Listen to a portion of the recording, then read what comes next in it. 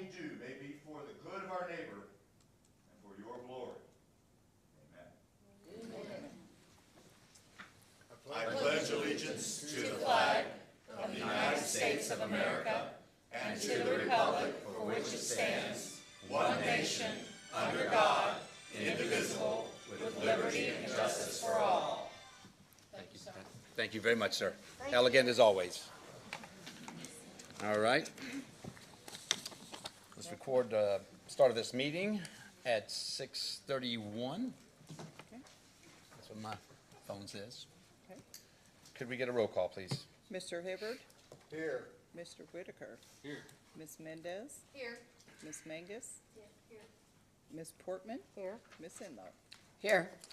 All right. We need approval for the minutes from June 26th. I need a motion to approve. Motion. Motion by Faith, a second. Second by Paula. Ms. Brenda? Mr. Whitaker? Yes. Ms. Mendez? Yes. Ms. Enlow? Yes. Ms. Portman? Yes. Mr. Hibbard? Yes. Ms. Mangus? Yes. All right. Also, again, we need approval for the minutes from July 7th, our special meeting. I need a motion. I'll make a motion. Faith, second. Oh, I got Brad for a second. Miss Brenda? All right. Ms. Portman? Yes. Ms. Mangus? Yes. Mr. Whitaker? Yes. Mr. Hibbard? Yes. Ms. Mendez? I wasn't in attendance. Yep. That's good. And Ms. Enlow? Yes. All right. So first part of our agenda is presentations. I would like Miss Amber, if you'll come up here, our Community Planning and Development Coordinator, just to talk a little bit about, first of all, our city fair.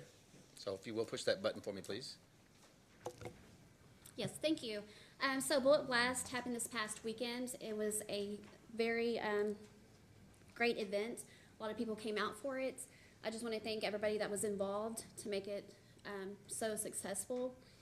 The Farmers Market, we have several events coming up for that. July 22nd, we have fire safety with Shepherdsville Fire Department. They will be there. July 29th, we will have a back to school drive. Also, on that day, we will have live music from Felicity. She will be playing from 11 to 1. Meet the Mayor is August 12th. You can come out if you have any questions for Mayor Cabero. That would be your time to come out and visit him. He will be in the sit and chat area, so come out. He will be there from 9 to 1. August 19th, we will have another live music performer, Rob Mattingly. He will perform from 10 to 1 that day. September 9th, we have Shepherdsville Police Department. They will be there. August 2nd, we will have a county-wide blood drive. It's going to be held here at the Government Center. More details to come on that. September 30th, we had the Fall Festival. We are going to partner with Journey Church here in Shepherdsville. And then October 8th, we are having our second food truck invasion. It's going to be hosted with the Louisville Food Truck Association. And then October 15th, we are going to have a 5K Blue Mind Walk with the Mayor. We had one back in May, so we're planning another fall one. And then it will be time to start thinking about Christmas and light up Shepherdsville. First thing, did you forget the most important thing of the city fair? The dunk booth. I mean, how you forgot? All right. So we had a good time. I was actually dunked probably 125 times, I think, in 2 days, over 5 hours. I was drenched, but I will tell you the one that stood out to me was the 2-year-old, the one that taunted me. He looked at me and said, "I'm putting you in the water," and he did it 3 times. Nice. And the second time he looked at me and goes, "I'm doing it again," and he did it. So we did raise some money. We raised almost $600. $400 goes to our upper room, our group that we're actually working with. They're working with teenagers, 6th through 12th grade. We're actually making sure that those kids get an opportunity to be somewhere instead of being in trouble, whether it's drug-related or criminal activity. We make sure that they get a chance. We're actually putting a washer and dryer in the community center. We've got a kitchen area for them, and obviously we've got some games to start building some fellowship. So we're really excited about that. And then also some of the money is actually going to Colton's Clubhouse as well. So it was worth it. I will tell you, Rob Adams, thank you for a few minutes getting in there as my substitute because I was getting really worn out at the end. But you're doing it next year more. that's okay. It's gonna happen and you're gonna like it. But anyway, we appreciate that. We did actually have a great crowd. We don't know how we got around the weather. We don't know how we got around the weather as far as Saturday, but we had a great crowd. We had almost 2,000 people there Saturday night, and we were able to get the fireworks in, set aside some lightning that was going on. Oh, but yeah, right we were when able to do it that. quit, it started So raining. we want to it make was sure perfect. that it was a great turnout, and I really appreciate that we had that. We're seeing the food truck invasion is going to be excellent. So we have a lot of good activities that we want to make sure people are staying involved as we start developing our community. So thank you for all your work. I You're appreciate it. welcome. Thank you. Thank you, Amber. Thank you, Amber. Next, really on agenda, the two things go together. For everybody that wasn't or hasn't known, we've tried to make it very well known that we purchased the property of the Stout property on July 3rd. When we did that, that is actually the beginning of actually in the next 60 days, we're going to take that property and start doing the demolition of it. We're going to take the rest of this year to clear that property off, and in March, we're planning, as weather allows us to, we're going to start developing the aquatic center for the community here. It's going to have an indoor pool that's going to have requirements that meets high school requirements. It's going to have an outdoor pool, so we have things obviously for our community. We are starting to work on the projects that are going to be important to the city, but I think it's exciting to know that now it's starting to develop. We hope next spring as well that we're going to have an opportunity to start working the streetscape and then start working on some of the park projects. Our goal with all that is, for some of you that have not been here, is that within 4 years, all this is developed for our community. So we're pretty excited about that. And again, I don't want to be redundant, but I always thank this council because they're a big part of voting for that money and voting for the things that we've done so far. But a lot of the work is just getting started, but thank you all for that. So we got old business, and before we start this, I think somebody said, who does all the talking? I guess that's me, Marty.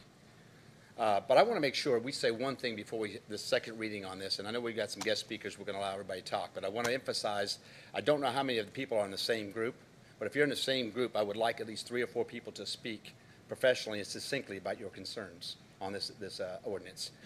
It is 3 minutes, and I want to make sure we adhere to that. But I think the first thing for the folks in this audience and the media that's here, we want to make sure you know in January, we made a commitment to clean up the city and to keep it safe. Now, we've had that mission. We worked on code enforcement. We spent weeks and weeks on it. We put a code enforcement together so that we had a standard we wanted for the residential area, for our business area, and for our industrial park. That's going to help develop a community that we can all be proud of. Now, one thing that wasn't on there was this camping ordinance. Now, my city attorney with one of my council members put something together just utilizing the standard camping ordinances that are throughout the cities of Kentucky. There's no difference in that than anything else you see in any other city that you see in the state of Kentucky. So it's important that you know where we derived our information for this ordinance. I think the one thing that has to be said straight up, okay, this city, myself, and this council will not find anybody that's less fortunate in our community. That is not how we're going to take care of things. If you've watched in the last 6 months what we have done to try to build a community, whether it's youth, whether it's our teenagers, or whether it is those less fortunate in our city. The key to this is, instead of trying to find somebody, we have a process that the law enforcement knows about and our code enforcement knows. 3 steps. If you're an individual in a rare situation in our community that you have a situation where you're breaking the camping code, the first thing is to identify who you are, your name, something about you. The second one is to determine whether you're part of Shepherdsville or somewhere else. The third thing, most important thing, is to decide what factor has you in the situation you're in, whether it's drugs, whether it's mental illness, whether it's financial. It doesn't matter what reason it is. It's our responsibility as a community to find you the resources that you get the help that you need. That's the most important thing. These standards that we put in this code enforcement is put in place. So we have standards in our community. But we're a compassionate people. We've been that way since we started. The key to this is if you don't put standards in place, then you don't work from anything. You still need to make sure that it's understood. These people that are less fortunate, however many it might be, and in most cities, most small communities like ours, those are not very large. We see the situation in bigger cities. We see Louisville. We're concerned about that. As citizens of Shepherdsville, yes, we are. But we need to make sure that we at least have something to work with. And this is what we work with. We are not, and I know the media had a couple opportunities to say that we were actually going to find the homeless. I don't know how you could do that because, first of all, they're not in a fortunate position to actually pay that. So the whole idea behind it is to take each situation as they come up and make sure, because if you're not from here, we would do everything reasonably possible to take you back to your hometown. because then you have family and friends that support you in this transition back into the community. And if you have mental illness or drug, we don't have these services here. We want to make sure that we give you that opportunity to have those services. We will help provide those opportunities, whether it's transportation or whatever we need to do. That's the one thing that I think needs to be. Anybody that knows me and knows as long as I've been in this community, we have always worked hard to take care of those in need. We do it every year, every day. So I want to make sure that you know this council is doing something. They represent the people of Shepherdsville. That is not tended to demean anybody in less situations than we are. So I want to make sure we say that, but it's going to be one important thing about what we just said here. That process that we want to use for those less fortunate, they have to commit to want to do that. It's important that we offer these services from our standpoint as a city, from the mayor and the council, but they have to take an opportunity to utilize our services for them to get the help that they need.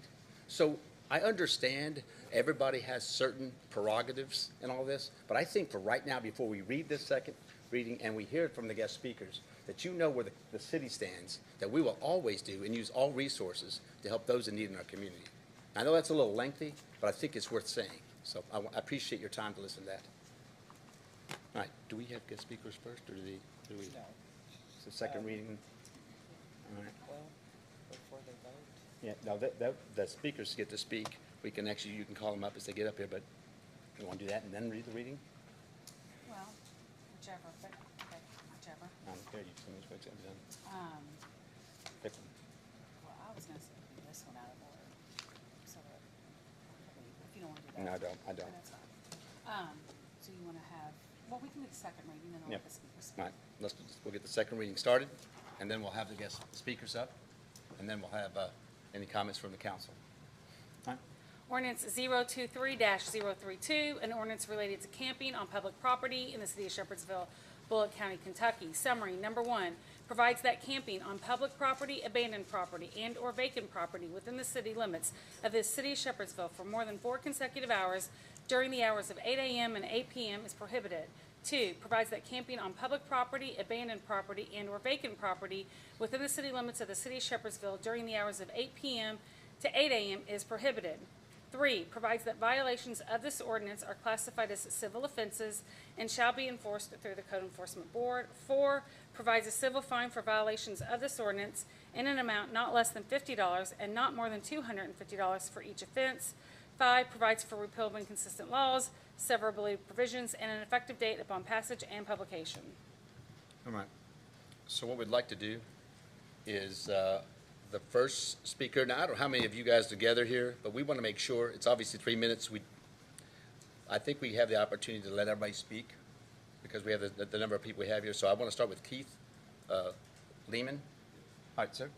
If you'll come up here and if you'll push that button and give me your name and your address, please. Thank you, sir.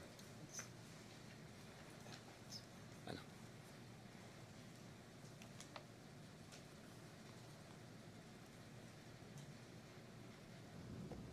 My name is Keith Lehman. I live at 212 Windy Ridge Road in Shepherdsville, Kentucky. Windy Ridge? Is that in the city? W-I-N-D-Y Ridge. Is that in the city? No. Okay. Thank you Yes. for having me, You're very- ladies and gentlemen of the council, Mr. Mayor, ladies and gentlemen of Shepherdsville. Like I said, my name is Keith Lehman, and I am an unapologetic, unashamed follower of my Lord and Savior, Jesus Christ. I've been thinking all week what I would say to the council. It's been heavy on my heart. And a funny story, before my wife and I are proud foster parents. And so our 7-year-old, we made him supper before we dropped him off for the play date to make his council meeting. And we asked Jason, he asked where we were going. And we told him the council meeting. He said, "Oh yeah, what are you guys meeting about?" I said, "Well, we're going to talk about the homeless people who are in our area and the need, meeting that need for them." And I said, "What do you think?" And he said, "Well, can't you guys just take up an offering and build them some houses and give them a place to live?" And from the mind of a child, 7 years old, no professional knowledge or experience, he came up with a very simple answer to a very important need. And if I could, I'd like to read a verse from Deuteronomy chapter 15:11. It says, "For the poor shall never cease out of the land. Therefore I command thee, saying, Thou shalt open thine hand wide unto thy brother, to thy poor, and to thy needy in thy land." And Mr. Mayor, you spoke of a standard, and I appreciate that. And I believe that man, if left to himself, will achieve his standard. But I think it's also important that we look to God's standard. And the words that I just read were commanded from God, that we extend a wide hand to our brethren. And Jesus also said to the Pharisees when asked, what's the most important commandment? Is to love thy God with all your heart, soul, mind, and strength. And the second is to love your neighbor. And who's your neighbor? That's everybody. Everybody you see. I don't have all the answers, but I know I'd love to be part of the solution.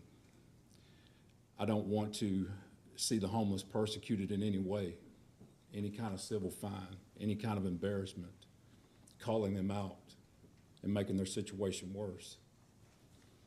God promised that if we extend a wide hand to our brethren and we help them and we serve them and we meet their need, that he would bless your works and everything you lay your hand upon. I'm asking this council and this city to obey God. Nothing more, nothing less. And receive his blessing that he promised. Thank you, Mr. Mayor. Appreciate it. Thank you very much. And I'm assuming it's Christie? Come on up, Christie. I think you're related to that guy. Yes. There's my husband. Yes, ma'am.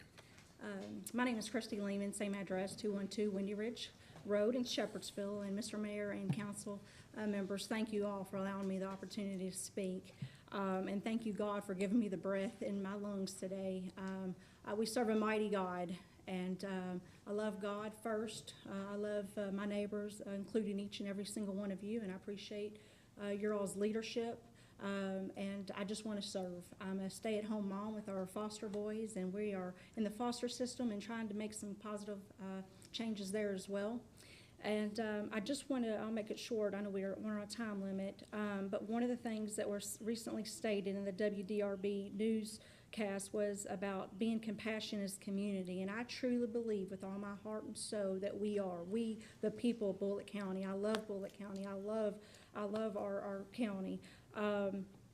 And there was also a statement about connecting people to resource. And Mr. Mayor, I know that you generally mean that. We have done a lot of things in the county that has been a positive impact, each and every single one of you.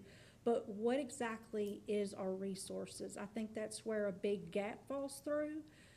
There was a gentleman I spoke with at LJ, and I won't say his name because he's not here, but I said, well, what do you do if you find a homeless person in your community in LJ? And he said, well, we just take them to Jefferson County.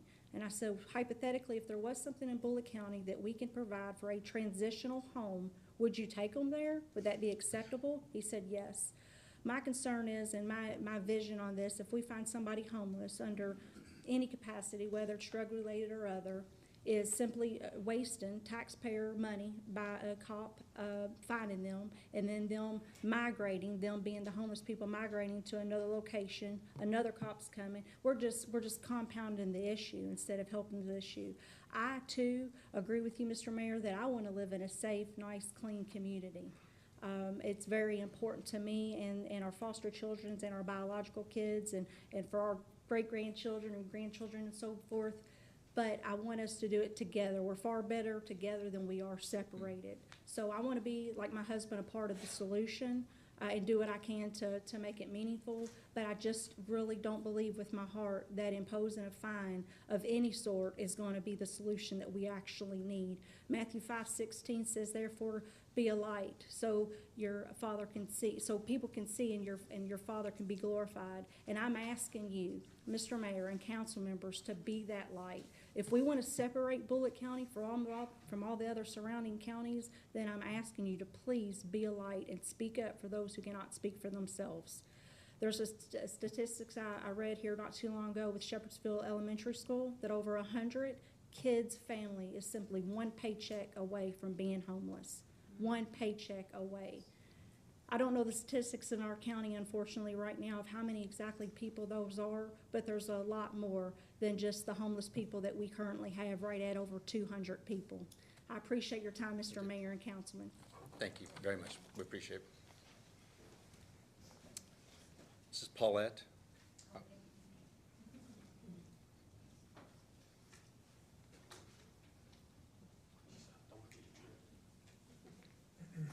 Hi, my name's Paulette Angway. My address is 9354 South Preston, And where's I that am- located at?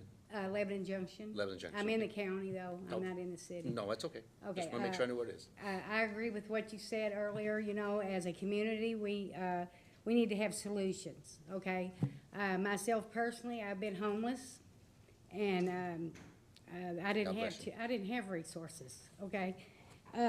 So my heart is with the homeless, and I oppose the finding of people that are already in a situation where they have no dignity. And a lot of these homeless people are veterans, and my heart is for veterans also. I would like for us, as a community, to stand together and to have solutions for these people rather than just toss them under the rug or send them to another county. And I know that we have an influx of outsiders that are not from Bullitt County here, and, you know, that's a whole nother issue. But as a Christian, I think it's our duty as human beings to help each other the best that we can. And I would like to see the faith-based community, those in Bullitt County, come together and at least give us an opportunity to have a solution and to better our citizens, because they are human beings and they were at once productive citizens. So whether or not their thing is addiction or whatever, you know, I'm a retired bus driver. I've seen it all, just about. And I would just like to see some positive impact. And I love Bullitt County, and there's some positive things going. I've seen a lot of mayors that have sit where you're at, and I don't know you personally, but you seem like a decent man, and I know Faith, and I know Bonnie over here. And I just speak from my heart here, and I thank you for the opportunity to come up here and speak my heart. First of all, God bless you for that. But I want to make sure you've made it again the same comment. For everybody in the audience, one more time, just make sure there's no fines going to be given to anybody that's homeless or less Well- fortunate in our society. We're not doing it. That's a guideline. Those are only tools to be used when we're not working together on things. Okay, That's all that is. Is there language that backs that up? That's the thing, you know. 'Cause- But we have discretion on that. We have the same thing with our code enforcement. Our code enforcement right now, for like somebody's house, we don't go in there and just start finding them. We don't Yeah. take them out of their house. We actually have left dumpsters in neighborhoods so people can do things. We've actually gone in and helped people clean up their Yeah. house. We're doing that now because some people can't afford to do that. Well, You know, and Mr. Mayor, I would like to see us have a homeless shelter here. I've lived here for 30 years, and I've heard a lot of talk about a shelter, but I have yet to see one. Well, And I see a lot of vacant buildings that are available, a lot of them fire departments. And, you know, and Well- I think that the community, as far as the money and stuff, it's just a matter of getting together and, you know, I would love to be part of the solution. No, I think there'll be some solutions out there, but I think one of the key things in all this is that's very important for a lot of people to take the whole homeless shelter. Where is that located at? Where does it go? Where's the impact? How does it service the most of the county? That's another thing to be thought about, because I've got some questions for Mr. Cook that may be helpful in some of that. But I just want to tell you, God bless you. I mean, really making the changes and the transition and doing it on your own. You said you didn't have any services, so Right. God bless you for that. And I appreciate you coming up here today. Thank Okay. you very much. Thank you, thank you. Kristen Ferguson. Mayor, I'm going to derail this conversation. I would like to speak, do you feel like there's other people that are here to speak about the ordinances, you know, to not start this conversation? Okay. Do it. I can't. She doesn't want to speak about It's not the about the ordinance. ordinance. She's not speaking about. Okay. No. I Okay. think other people that want to speak about this issue should speak more. No worries. All right, I'll keep it to then, EJ?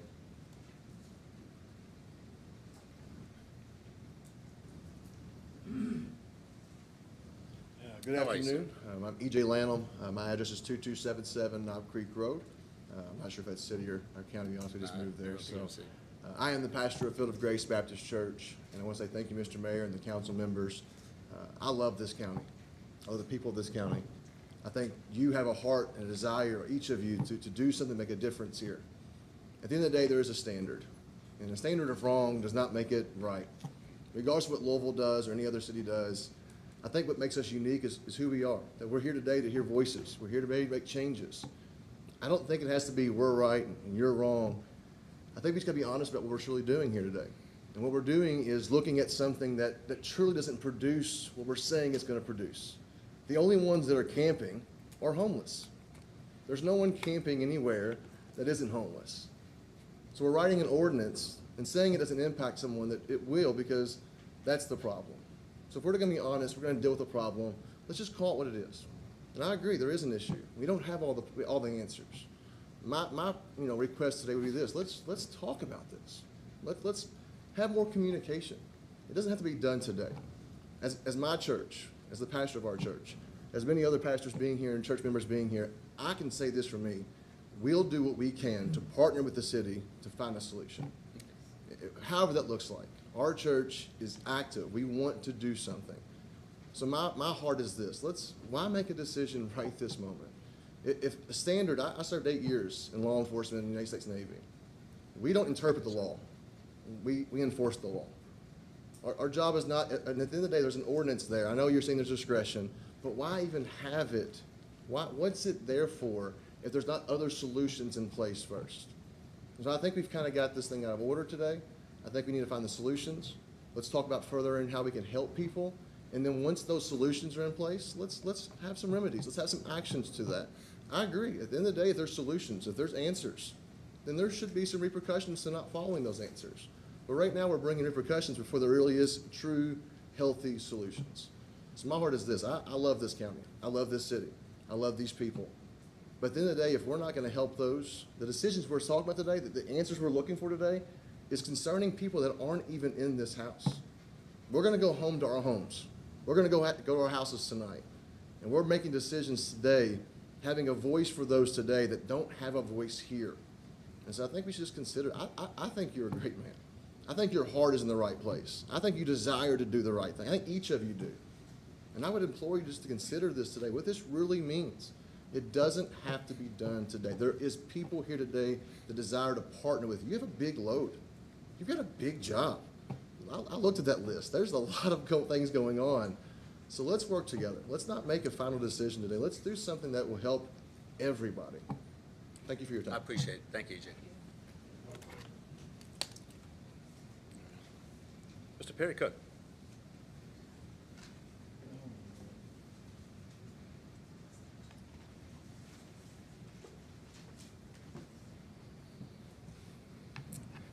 Ladies and gentlemen of sorry. the council. Name and address, please. Yeah, I'm sorry. No worries. Perry Cook, 6504 Route Road, Louisville, Kentucky. Is that Fisherville or is that? Fisherville. Fisherville. Yep. Stone throw away. Honestly, I didn't know what I was going to talk about when I came up here. But a couple months ago, the mayor and I were at a chamber luncheon, and he pulled me aside and he asked, why Shepherdsville? And simple answer is God put me here. I prayed. My wife and I, we lived in J-Town. We were going to Southeast back in 2012, came to the Lord, and the God has been pulling on my heart. And we got connected to a small church called Mercy Hill. And we've been in attendance at Mercy Hill for 8 years. And in 2018 and 2019, I think, Hope, Faith, you were part of the folks that were talking about White Flag Shelter. I know Mike was there. I know Joe Bohannon and Carl. And they came to our church and said, hey, can you open your church up so we have a meeting about a White Flag Shelter? And myself and the other elders, we got together and we said, yeah, let's have this conversation. And Joe Bohannon said, well, we just don't have a place to have this shelter. And we prayed on it, and we said, we'll open up Mercy Hill to have a white flag shelter. Now, I'll be honest, my dad was a Korean War vet. I looked at homeless people and I said, you know what? Get a job. That's what I thought until that first winter. And I know after 27 years in the Army, serving for freedom in our nation, I started to think, doesn't everybody have the same opportunity? And so that first winter, I tried to get some applications and try to help people get some jobs, and they don't have an ID and they don't have a Social Security card. And guess what? That's not in this county. You got to go to E-Town. You got to go to Louisville, right? And I was like, hold on, what's going on? Why aren't there resources in our county? And then that summer, A&E put out a show called 60 Days in Narcoland. And what's interesting is just 2 weeks ago, this county was designated as a high-intensity drug trafficking county. Our county is 2% of Kentucky's population, yet last year it was 6% of the overdose deaths. This county. And so God placed me here and said, help my people. And so out of that first winter, that shelter, people asked us, well, what's next? And Mark 12, which comes from Mark 12, 30 and 31, to love my God with all my heart, body, mind, strength, and love your neighbors as yourself. No other commandment greater than this. And we started a ministry. And the reason we started the ministry was not because we were driving to Louisville to bring homeless people here. It's because homeless people are here. We didn't make a ministry to make something. We made a ministry to answer something. And so, through the growth of our ministry and the passing of Carl, Room in the Inn became part of our ministry. We got a graduate right here who is now the program coordinator of that ministry. And so, we have for the last 4 years, in this room, at Fiscal Court, in Lebanon Junction, in Hillview, Mount Washington, had said, let us all come together and lock arms and make a solution. I need to stop because you're running out of time, but I want to make sure I have a couple questions for you. Are you currently working with the fiscal court? Am I currently working with fiscal court? On the issues in the county and I continue to ask. Okay, are you working with Mount Washington? Continue to ask. Are you working with Hillview? Yes. You are working with Hillview? Okay. I work with Mary Edens very closely. Okay, so would you explain what you're doing there? That would give me an insight to what you're doing? Well, one thing is they provide facilities for the Room the Inn program. So when our Room the Inn program, because we're so limited in churches, and this is the most lost county in the entire state, we only have 130 churches, so only 7% of the 86,000 go to church. Yeah. But so we don't have churches every single night to go to with our Room the Inn program. And so on the nights that we don't have a church to go to, Hillview offers up facilities for us to have our participants stay in. Also, Mayor Edens and I work very closely that when there are homeless that come to Hillview, that his law enforcement and he have my number, and they give me a call, and I come up and I do the assessment for them, and I also help with finding out what needs to happen from a resource standpoint. All right. So are you also working with LJ? I work with Jenny at LJ. I'm not working with the city of LJ. Okay. All right. So again, there's some, all the comments, we do appreciate some of the comments you guys already said. I do think there's a cooperation, but I think the cities and the county have to get together and decide what they want to do. Okay. I agree 100%. I will be working on that because one of the things that's going to be very important is I think there's a transitional part of this, but remember the key in all this is, we all say this, we do want to take care of those in need, but they got to want it. Congratulations to you, young man. I mean, that's awesome. I think it's really, and you too. I think the thing is we've got to decide how we're going to make this thing work, but what you understand is this is not, and you may be right, EJ, it does that. It does center that, but it's not meant to. I had that conversation with one of my counsel. Can I ask, Mayor? Yes. Just a question? Yeah. How, honestly, how does this ordinance not target the unhomed. Okay, we do not, okay, we do want to encourage that. We want to find ways. In our city, we don't have, like larger cities, that kind of issue. We do have an interstate. We do have a detention center. What we should be working with is these folks that come out of detention center, they just get let out. No money, no phone, no nothing. Yeah. Okay, what is that? Yeah. Why don't we get them back to where they were from? Because a lot of times they were taken and put there out of the community they were in. I want to see things like that. That starts the, because in each small city, we have a small problem. We need to be able to identify that. When you let that encourage and fester, you start seeing some of the things that citizens in Shepherdsville are concerned with. EJ said everyone wants to be honest. We're all compassionate people. But when we talk about where all this is going to happen, it's important that there's really thought process that not only helps keep it out of business areas or residential areas, but allows that individual some solid time to really get their stuff together. You know, I'd love to have a retreat of some sort, right? Somewhere that could be a place to develop those things and then put them back on the road. You know, we have job opportunities. If it's a financial situation, I think there's some opportunity there. The key in this, it can't be that we can't do the business of Shepherdsville like so many other cities and then say, well, we can't do that because it's personal towards, we're not targeting them. That's not the intent. This is part of a whole process. It was supposed to be part of our code enforcement. We want you and everybody else to know we appreciate the work you do. I have no doubt that you've done some good things to help people, but we need to come up with a bigger solution for the county, not specifically Shepherdsville.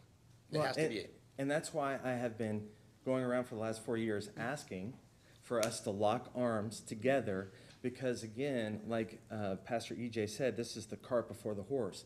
I can see if you can go up to someone who's camping and say, hey, you may get a fine, but guess what? I've got this slew of resources. But what you're saying now is exactly what was said January 9th. Go to Louisville or go to jail. And I will tell you that that is not a solution.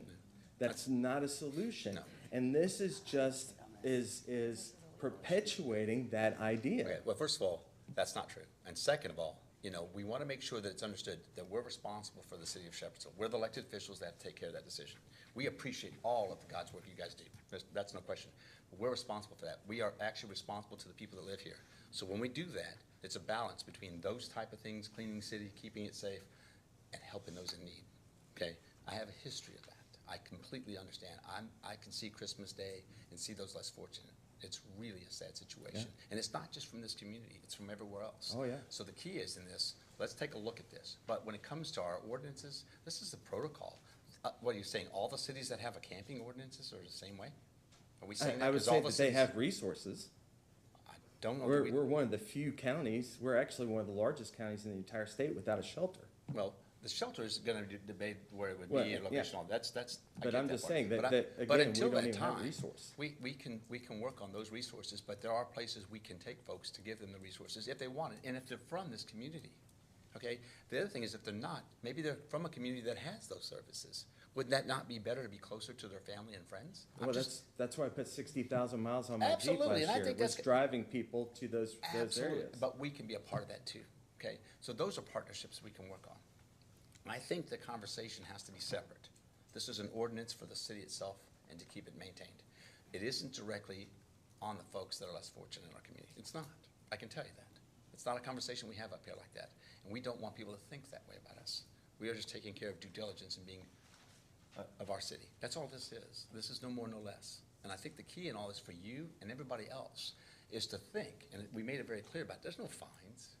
Those are just tools. They're just like everything else that we have out there. Those are tools to make sure folks that do abuse that actually don't follow those ordinances, yes. Someone less fortunate that has no control, why would we do that? Okay? That's why I So don't again- understand so why the again- language is in there. But that language is in there to keep a standard in place. So we're not gonna debate that and spend 30 minutes on it. So, but listen, we appreciate what you do. What we need to do is I need to get with the county and the cities and say, hey, some good points here. Let's decide how we're gonna take care of it. I think if you guys keep doing what you're doing, we're in a good place. Yeah, last question Yeah. is, in January, you also talked about a board of council members that were going to talk about the homeless issue.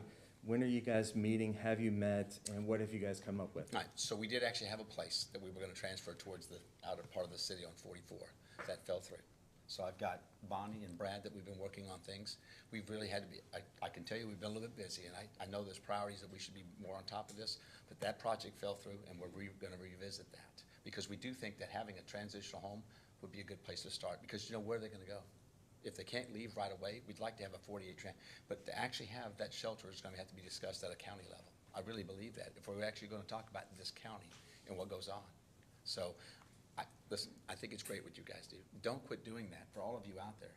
You're doing the right thing, but we've gotta find a way to take it to another level. Whether it's the services here, or whether it's some kind of shelter in the county, I'm willing to entertain any of that. But I think we don't wanna get tied up in this ordinance being this part of the meeting, when we really talk about all the things that we've been working on. So there's a lot of things to go on, but I think we're all on the right page. We do need to work up some things, but I think the ordinance, I would like people to understand, is part of a process. It's not part of individuals that we want to punish. But I appreciate it. Thank you. All right, next up. You read it? All right. Susan, I'm sorry. Oh. Is it? Which one, who am I calling? Joanna? Yeah, we're gonna have to skip down. So Joanna Beckett? Oh, I got.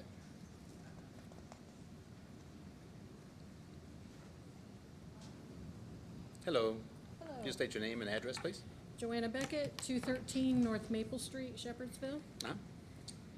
Mr. Mayor, council members, fellow citizens, thank you for the opportunity to speak out against this ordinance. I do appreciate the sentiment behind it. I know that homeless camps are dirty, they're unsightly, they're unsanitary. I know that. But we can do better than this ordinance. We must do better than this ordinance. This does not do anything to address the root causes of homelessness.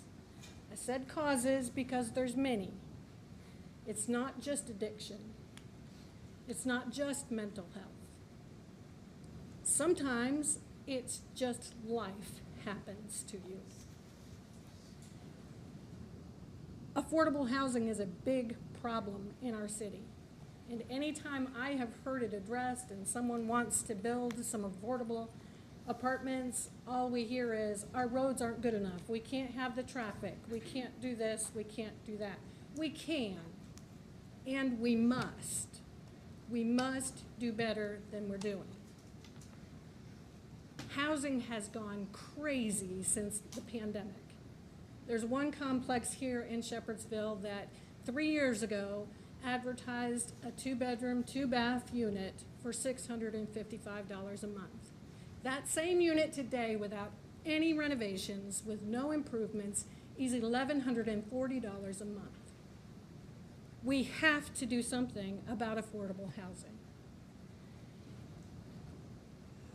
As the executive director of Bullitt County Housing First, I talk to women all the time. At least weekly, I talk to a woman who tells me, I'm living in my car with my kids.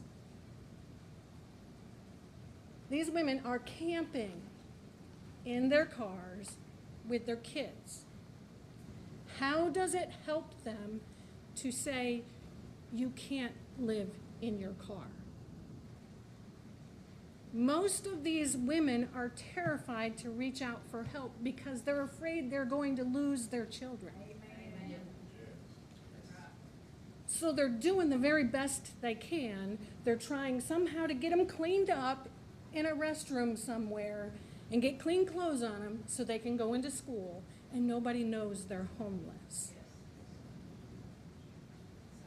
They have to move around from place to place in their vehicle so they don't become targets for perverts. They're camping.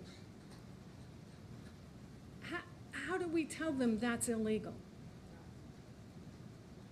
How do we say that's good enough? It's not good enough. We can do better.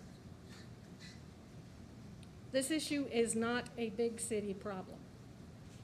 It is throughout the U.S., but it is here in our city. Trust me, I check IDs to everyone that I give assistance to. Most of them are from 40165.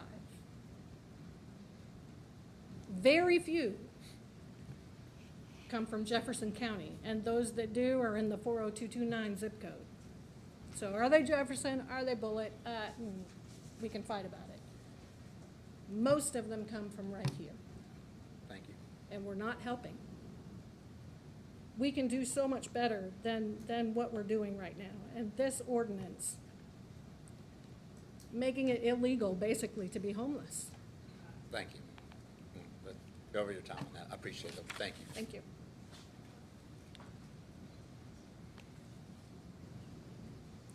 I can't read this. Is this Larry? Can you read this? Is that Larry or Lucy? I don't know. Larry, Lenny, Lucy, last name I think starts with a D. 470 maybe, Knowles Springs. All right. Michael Bartlett.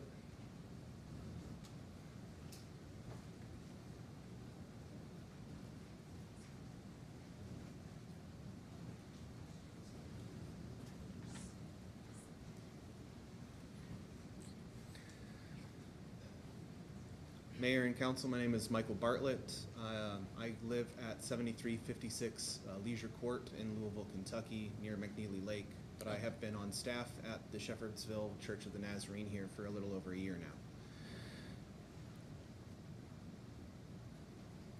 The proposal of this ordinance saddens me. Laws like it that do exist across the country have really created a blight upon many of the towns and cities that they are a part of, because they put an undue hardship and weight upon the families that they affect, as well as spreading thin police forces that are forced to kind of go out and look for something that oftentimes doesn't need to be looked for. It also creates a vision of cleanliness and safety in center areas while actually driving the homelessness and the crime and the unsafety into other corners, meaning that when these crimes and things happen, it's even harder for police officers to respond a lot of times.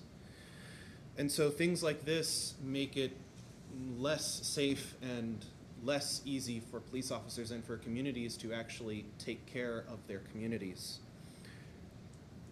I implore you, Mayor and Council, to instead of persecuting homelessness or sending out officers to deal with these types of situations, that we spend the time, money, and manpower on addressing root causes of homelessness in the community. You speak and have spoken of steps you want officers to take, but history tells us that if there is a law on the books, if there is an ordinance on the books, it will be enforced.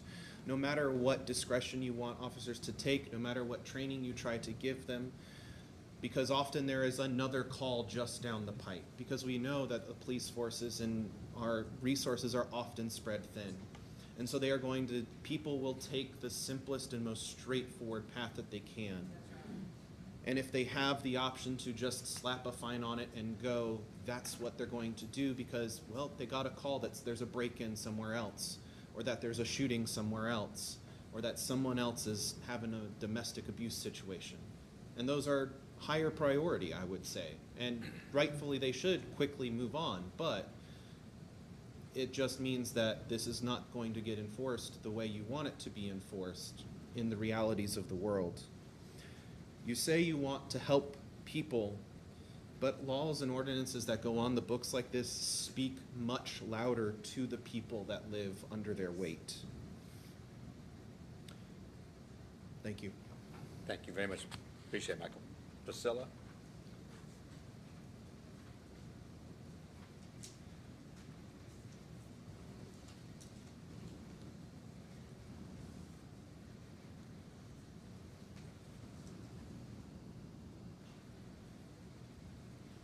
Thank you for coming up. State your name and address, please. My name is Priscilla Bartlett. I live at 7356 Leisure Court in Louisville, Kentucky. I am the caseworker at Bullitt County Housing First here in Shepherdsville. First, I wanted to say good evening to the Shepherdsville community here and to the City Council, and I wanted to thank you for giving me a moment to speak into this issue that is a great passion of mine. The systemic issue of homelessness is a complex problem that cannot be solved with a single ordinance or a stroke of the pen. But as leaders, it is your duty to serve everyone in your community, and our community includes even those citizens who are without housing. Everyone wants a solution to this problem, and there are many individuals and organizations that want to help. There are many ways that we as a community can start to address the systemic issues that cause homelessness. But I can assure you that criminalizing homelessness is not a solution, but only a way to create more problems. The ordinance notes that this will be enforced by code enforcement. But what are the plans for when the fines go unpaid? As is sure to happen if you are fining people for not having enough money to have a place to stay. In addition, a criminal record adds to the already near impossible task of finding employment, housing, or certain services when you are lacking a home, and will only serve to exacerbate the issue. Not to mention, criminalizing homelessness is not solving the root problems of homelessness, just attacking the visual ramifications of it and attempting to put a visual veneer up. You just pushing them off the main streets and into the back streets where there are less police patrols, and thus increasing crime both from them and against them. In addition, attacking the homelessness when they have nowhere to go is morally bankrupt. Make no mistake, these people, citizens of Bullitt County, have nowhere to go. We have 6 beds. We can house 2 families at a time. That is all Bullitt County has. Louisville and Jeffersonville are overrun. There are no beds. Elizabethtown is overrun. There are no beds. Their resources are being pushed to the breaking point. And here the city council has repeatedly spoken against a homeless shelter in Shepherdsville. Yet the homeless are here regardless. You are now seeing and dealing with the consequences of inaction. Just pretending they don't exist will not make them go away, and trying to foist them off somewhere else does nothing but cause greater pain for both the city and the affected families, as this will not remove the homelessness from Shepherdsville, but instead cause greater burden upon those trying to make it and a greater workload for the police force. You have made pretty speeches about forming committees to solve this problem, but not a single one of these agencies that actually work with the homeless in this community have been contacted for their input or expertise on this ordinance. Shouldn't those with boots on the ground be advising the policymakers? Thank you. Appreciate it. Thank you.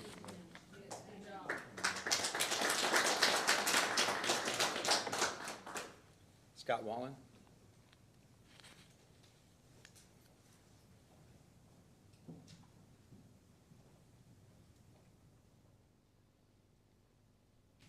Mr. Mayor and Council. Name and address, please. My name is Scott Wantland. I live at 757. I get mail at Box 35, and every day I go to work at 319 South Buckman in Shepherdsville. First of all, I want to thank you for your service. You were often underappreciated and underpaid. I've worked on Buckman Street for 24 years. This Friday I will be an attorney for 20 years. I am a small business person.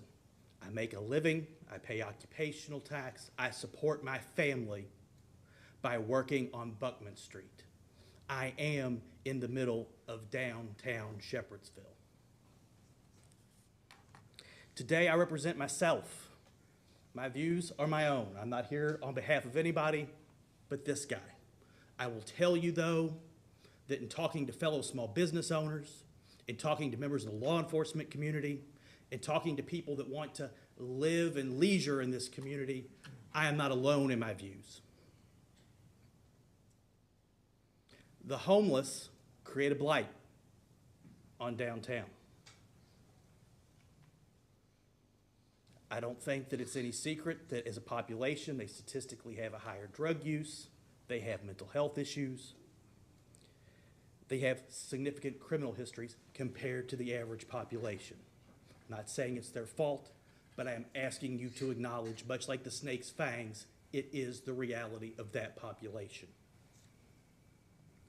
These people do not improve downtown. Let's chronicle the suffering of a typical Shepherdsville business owner at this point. People defecate on the sidewalk. They pick my garbage. And sometimes they're nice enough to call my clients if they find something with a name and phone number and talk to them. Sometimes they try to extort them. One particular well-loved homeless person in the community likes to masturbate publicly in front of my clients.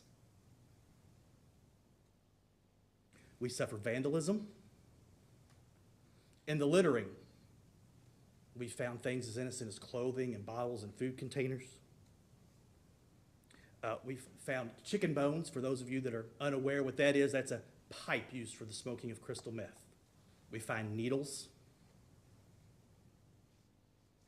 Ask any retail establishment on Shepherdsville's main drag, or the Kroger, or the CVS, the Walgreens, those around town. Ask them what their relationship is with the homeless vis-a-vis shoplifting. Drive through your downtown and find some grocery carts and ask yourself, is this really where this belongs? Does this belong to a small business owner?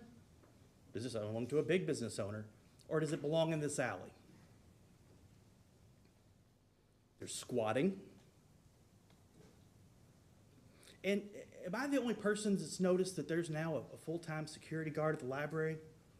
What happens at the library that it's become so dangerous that they need a full-time security guard? Each of you, I bet, and I want you to raise your hand if you don't, claim to support law enforcement. Why don't you ask them what they think about this ordinance? And ask them if they support it. Ask them if you think this will give them an important tool to deal with a population that has proven problematic for the enforcement of law, for the maintaining of a healthy, vibrant downtown, for allowing me to make my living.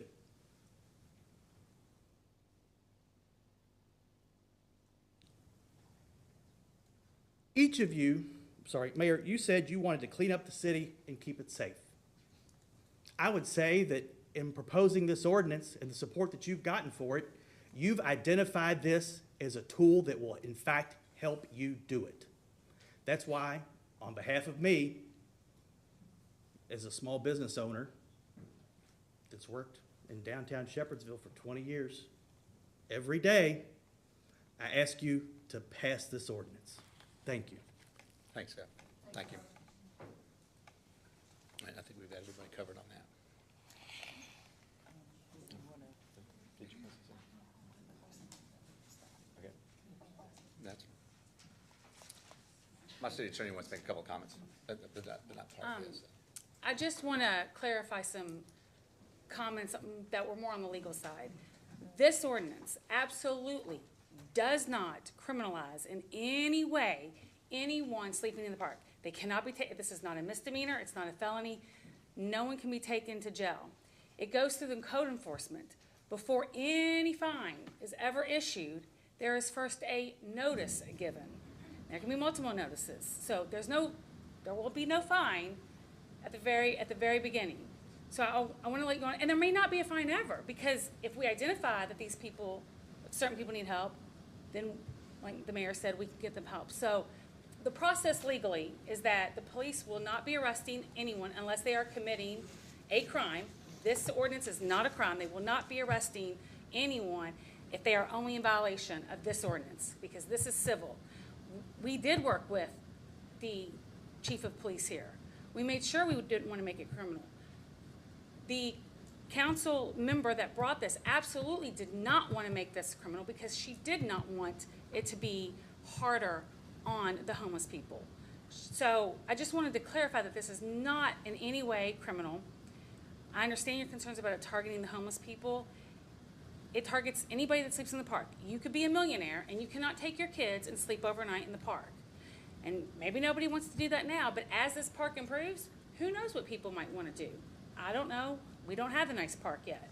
So there's going to be construction going on at our park too. So we have to also make sure that everybody is safe, because we're going to start having a lot of construction in the next year or two when we redo this park.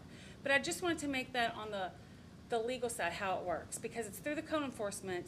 There is a notice that they would be given saying, hey, you can't sleep here, or you can't stay here overnight. You've got to, move along. And if they need help, then that's where, as the mayor said, the city can get more involved. So nobody's going to be getting a ticket right away. Nobody's going to get arrested unless they're committing a crime, and this ordinance is not a crime. Thank you. All right, council, we've heard from the audience. Any comments that you guys like to add to this? We've had discussions on it, but obviously want to make sure if you guys have anything you want to say. I do. I have something I want to say. Okay. I'm with the mayor 100%. This is a county issue. It's not just the city of Shepherdsville. Every city and the county needs to be involved. But we're being targeted for some reason, and I don't understand why. But I have a lot of passion for people in this community. I love this community more than a lot of things in my life. I've went through a lot of stuff. My mother was homeless, and I don't tell a lot of people that, but I don't care who knows it now, because I was very proud of her when she told me the story. She lived in a tent in Frankfort, Kentucky, because her father lost his job. He would make her walk to school and her siblings barefoot. When they got to school, they got a pair of shoes. They had to take them off before they come home because my grandfather was too proud. And I think that's great of him, because I'm the woman I am because of my parents and my grandparents. He eventually got a job, and they got back to work. He got a home. They rented their entire life. My dad bought them their only home they ever owned, and it blew away in the '74 tornado with my grandmother. So I have a lot of passion for homeless. I do, a lot. When my mom told me that story, she said, I'll never forget, my dad would always tell me, you give a hand up, not a hand out. And she said, I want all 5 of my children to learn that. You help people, but you don't give them stuff.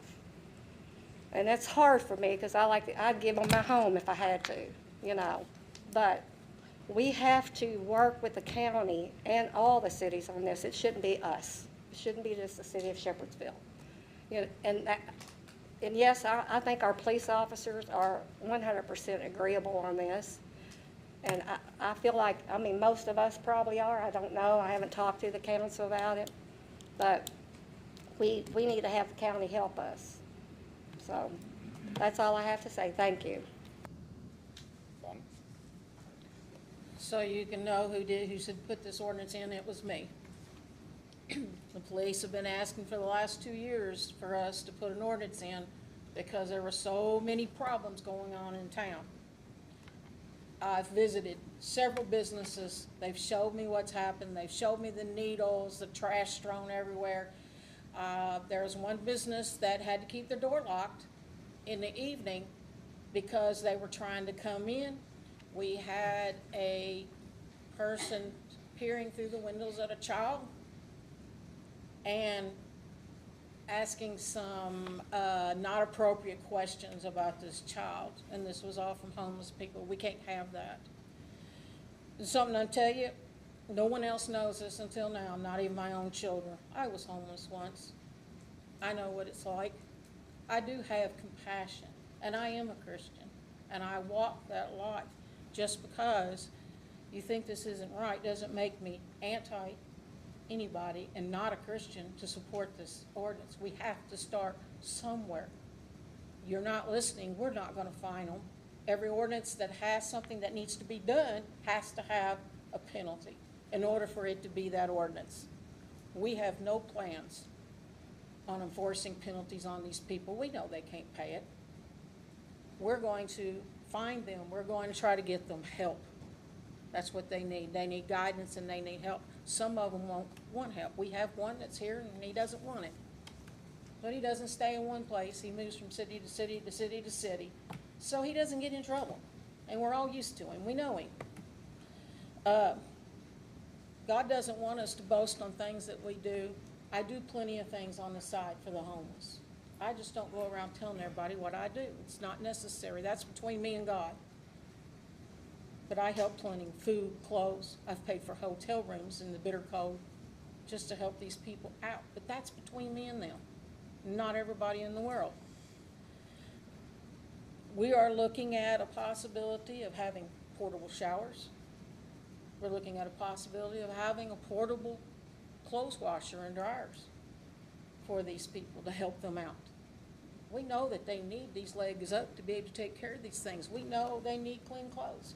I went out and bought a man a whole new wardrobe because he had nothing that was clean. Small businesses don't need any of this on them. And I am all about helping these people. Just because we put this in doesn't mean we're gonna hurt them, because we're not, and I think you need to wait and see that. That I'm gonna prove to you, we're not gonna hurt these people. I wouldn't want it done to my family. My stepson would have been homeless if it wasn't for me. He was a drug addict and an alcoholic. He died. Me holding his hand. He was 6'4", and I could pick him up and carry him. It was from the drugs and the alcohol. And I paid for apartments, and I paid for food, and I paid for his phone, and I paid for everything. He still was going the route he was going. I tried everything, and I couldn't save him. So don't tell me I don't have compassion and that I'm not a Christian, because I don't want to hear that, because I am definitely compassionate and a Christian. That's all. That's all. Fine, thank you. Brad, Jennifer, okay. I just want to say that on a daily basis, this is what I do. I work with homeless. I work with those who are on the verge of homelessness every day. I just don't agree with this. I can't agree with, because I see this. This is what I live every day, Monday through Friday. So please don't, I think there's a better way, and me and the mayor have talked. This is a county issue. We have a community action here in our town, right across the street. We have to work with them. They have to start getting more grants for our people, because we have so many families who are one paycheck away from losing their homes, from losing their apartments. We have to do better as a community. And one of the people who need to be in there is community action, because there's grants in Frankfurt that we can get that bring to our community to help our families. So I don't know what the vote will be. I just know that I can't vote for this, because I deal with this every day, and I'm not going to vote for this.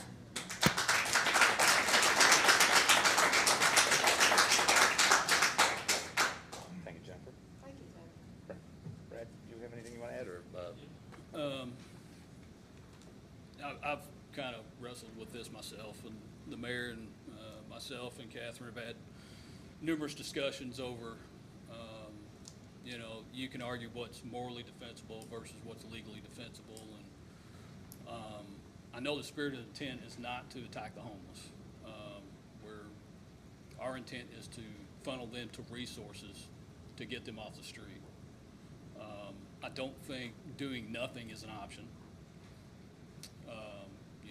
One of the gentlemen mentioned reaching out a big hand but leaving those people to their own devices is not an option, And there is a broader community discussion that needs to happen. We need all the local governments involved. We need all of our faith-based organizations involved. We need all of our mental health and our substance abuse counselors involved. It is a community issue. It's not a Shepherdsville issue. It's not a county issue. It's an everybody issue, and everybody needs to be involved. The intent of the ordinance is to ensure that we're providing a safe, clean, healthy community. I think we can balance that and still help people. I've done work through private consultants in the public safety realm, and it's given me the opportunity to travel around the United States to all the big cities. I've been to D.C., Chicago, Jackson, Mississippi, Dallas, Houston, Orlando, and that's given me the opportunity to see what happens in these bigger cities when they do nothing. And it is, when they do nothing, even with their fabulous resources, it destroys their downtown community. It compromises safety, and that hurts your community because nobody wants to go out and do anything. They don't want to be active. They don't want to go to social events, and it hurts people. It hurts businesses. And I don't think this ordinance severely limits homeless options. I think we can pass this ordinance and still help people. And that's all I want to say. Thank you. Paula and Mike, you guys have any comments? Okay. Mike, do you? Yeah, it's, Bless you. somebody say something? No, let's sneeze. Somebody. Oh, okay, okay. You're just taking care. It's we've heard a lot of comments tonight, and we've heard suggestions. I've talked to the mayor several times. I know that is his intent, to not have the fines, and to help people. We hear about getting resources, that we have no resources in this county. Many cities in our county don't have resources.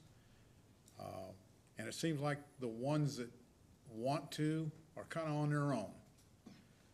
And I very much agree with many of the speakers that says we need more of a centralized attack on this, more work from the cities. And VJ said something that we form committees. I've been on committees. I am on a committee. The thing that I notice is a lot of times on committees, there's a lack of citizen involvement in them. They tend to get some of us or other, and when you go to the state or federal government, it's all the representatives or the senators, and they form their own committees and they get their input. We can't necessarily do that here because of our restrictions on meetings. But I would very much like to see whatever committee is formed among the members of my council, my fellow council members, that there's be more involvement, that we have their meetings, and that they have involvement with the citizens here that either are able to help provide those resources, already have contacts with those resources, and are willing to put their time and effort into it. As we said, we already have laws on the books. If they were enforced, maybe we wouldn't need this. And a lot of it is at the discretion, and nothing against the officers or whatever. A lot of any law we have, sometimes the bottom line is at the discretion of the officer. And that can vary greatly. But I, myself, would like to see more community involvement on the committee, if that's the avenue you want to take, that can work together, that can work as one. I see this organization and this organization and this organization, and they all have the same goal. They all want to accomplish good, but they all do it in their own way. There's not that dedicated avenue to pursue that they can all agree this is what we need as a community. Those are my thoughts on them. I've got calls from many people, for and against. I've got emails from people, for and against. And as I say to most people, every time I make a decision, it makes somebody happy and somebody mad. So tonight I'll be making mine, and understanding that I would hope that we can have a little more concentration of city involvement. And I don't care if you're just a citizen of Shepherdsville, citizen of Bullock County. I don't care where you're coming from, as many people here are, right out of Louisville. They work here for organizations. If you've got something that you can positively contribute to this solution, you should be welcome. And that's my thought. So when I cast my vote tonight, it'll be along that line. So, thank you. Thanks, Mike. You're welcome. All right. Heard from everybody. We've obviously heard from you all. Thank you for your comments. We do appreciate it. I know there's a lot of passion and a lot of concern about it. I just have a question. Yes, ma'am. I didn't want to talk, but my question is that you all found the resources, or someone found the resources to build a $30 million library when you can check books out online. And now you have an old library sitting over here that's not being used. That's not ours, man. Why, somebody did. That's not ours. That is the library board. You just found the resources for the aquatic center. Yes, ma'am. Okay, so why can't you find resources to help the homeless people? There's a library sitting here that's not. And we have no being used. jurisdiction over that library, okay? That Okay, well, library's who part. has the jurisdiction? That is actually the library board. They actually have a board that takes care of it. They built these, they have their own board, their own association to do that. So you would have to talk to them. The key in this is, and again, for everybody here, we mentioned it's supposed to be a county function. Where do you put it? I mean, I was here last year as a citizen, listening to folks talk about saying things like, don't put it in my yard. I don't like that comment either, okay? But I do think that the concern that most people have, and let's face it, as EJ was talking about being honest, I mean, you know, we have folks that are in our community that don't live here, making it the issue here, which I think that's okay. But again, it still is, where are you at in your community to do those things, and where are the people that in our community doing these things? So, whoever's involved, it has to be in a fair and discretionary place that you put something like that. Because businesses, as you've heard from businesses, they don't want to run their businesses. If you're making an ordinance for the homeless people and that affects you and it clearly bothers you and disturbs you and the officers or anyone else, did you bother to ask the people in Shepherdsville if they wanted their money to go toward an aquatic center and a swimming pool? I mean, why not? And use that money these are for two, space okay, for we're our not, okay, can we, these are two different topics, okay? They really are. And the thing is that we've worked on certain things like this. We have some programs in place that we're doing. We still have more work in front of us. Those two things don't correlate. So please keep it in mind, the citizens of Shepherdsville have done without for 15, 20 years. That was part of the campaign to do those things. So those two things are apples and oranges. Please, let's keep focused on the topic we're here tonight. I think it's important, if you look at the library, that's something that can be discussed. I think the concern that people have is where's that need to be? And again, we can come to compassion. That's why you get the county involved with the cities to do something that centers that place in a place that's suitable for all communities. You have to think like that. It's not that we think that most people that are in these situations are bad, but we don't know what the possibilities are. We can tell you the stories of folks that are. God bless you for finding the right ones that want the help. That's what God's work is. Those that don't want to help themselves are going to spiral into things that happen in these communities. We know that. I mean, we can pick every big city. Look, I mean, they just tore down a whole area there off of Preston Highway. I mean, why? Because there were so many folks living there. Okay, we see it downtown. The key in all of this is, as Mike mentioned, and as I've mentioned, I need to get with the county judge and the rest of these cities and go, hey, let's get together first, put something together, and then let's bring more people in. And then find something sensible that works for the total community, not just on Shepherdsville. It's all centered on trying to put it in Shepherdsville. Is that true, what we want to do? I think we represent the folks that are in the city. Yes, sir, we need to kind of roll this up. Yes. Do you have a plan in action to move forward with next steps? Well, again, we did actually, the transitional thing actually fell through the last couple of months. If you need somebody to step up, I'll gladly do that pro bono for you. Well, here's what we'll do, and I appreciate that. No, I appreciate that. What we want to do, though, is let's get the elected officials together to get started before we come to you guys, because I think we need to get everybody on board there. As we talked, Terry, there's obviously some resistance to that, so we've got to find a better way to do it and make it work for the county. I think that's the solution. Remember, we want to be problem solvers here. I think we all agree we want to be that. But if you don't take that right approach, this could turn out worse than you think, right? Even though we're well-intended. So think about that. Where should this be? Think about the way we're going to plan this out. We can get there. It's going to take a little bit of work. And during that time, we will all do the things to take care of this, just like Bonnie mentioned, and things that I've done. And I'm not supposed to mention them like she just said. You don't talk about that stuff. You just do it, okay? And God bless you for what you did. And I really mean that to all of you out here. I can hear your passion. And I thank you all for doing that. But we'll take this vote, and it does not, I want to make sure that you all understand, it doesn't change our focus on getting things in place here, okay? And that's my commitment to you. It's also my commitment about the fines. So with that said, are there any more conversations? All right. Yeah, I'd just like to make one more. I really appreciate, I've been sitting up here from different times when people come in on issues and things get pretty rowdy. I want to congratulate all of you on your professionalism and your professional conduct, being polite and courteous to everyone, and just get your point across. We really appreciate that more than you know. Absolutely. We do appreciate that a lot. I mean, I thank you very much for that, because I know you're all passionate, and I appreciate it. Yes, ma'am. When can we expect an update from you? All right, so you got to, Meeting with all of the All right, I'll make some phone calls, but the answer to your question is I'm on vacation tomorrow, but I promise you, okay? I promise you, okay, that I'll be making phone calls the next few days, at least get everybody to think about it. I've got all the numbers. I'll tell them about our conversation tonight, and let's get started the next couple weeks, at least getting everybody together and trying to find a solution that goes for the whole county. I think you'll find there's a better cooperation when you have it as the whole like that. Yes, EJ? I'm finished, I'm sorry. No, that's okay. I've been grunting over here thinking, why they keep talking, and I wish they'd keep quiet. That's okay. Here's my last, and this is finished. Yep. We've said it's not geared towards the homeless. We're not attacking them.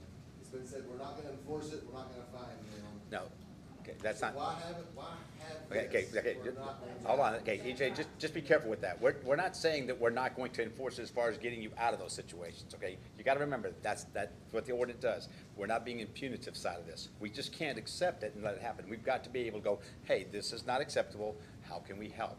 Because that's the way that we're gonna take care of it. That process has to be in place for us. I'm ignorant Okay, to this process. last thing we got. Is there, you have to vote right now? This has Yes, to be done? yes, You we are. can't Table it? It No, can't we're not be- tabling anything, and EJ and I appreciate it, okay? We need to get moving forward on this. That's one of the things that we need to do. So, are we, no more, ready? All right. Ms. Brenda? No, it's okay. I need a motion first. Motion.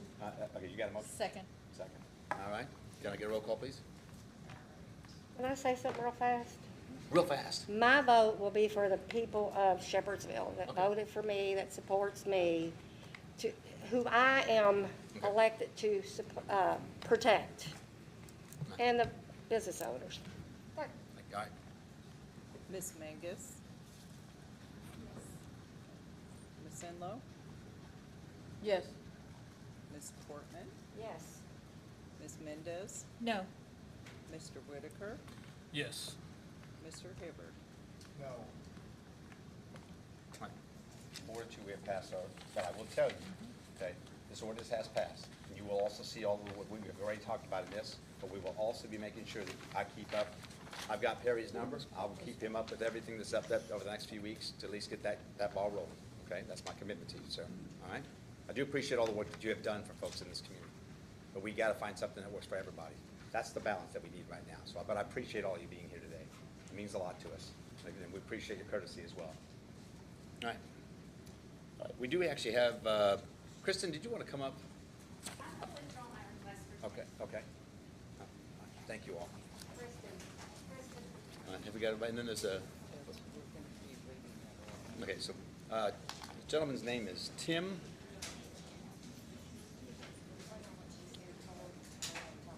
Okay. But Glenhausen, Tim Glenhausen? Anyway, wait till they all clear out. Okay, that's We're fine. not gonna be able to hear anything. No, I just was looking for a Tim.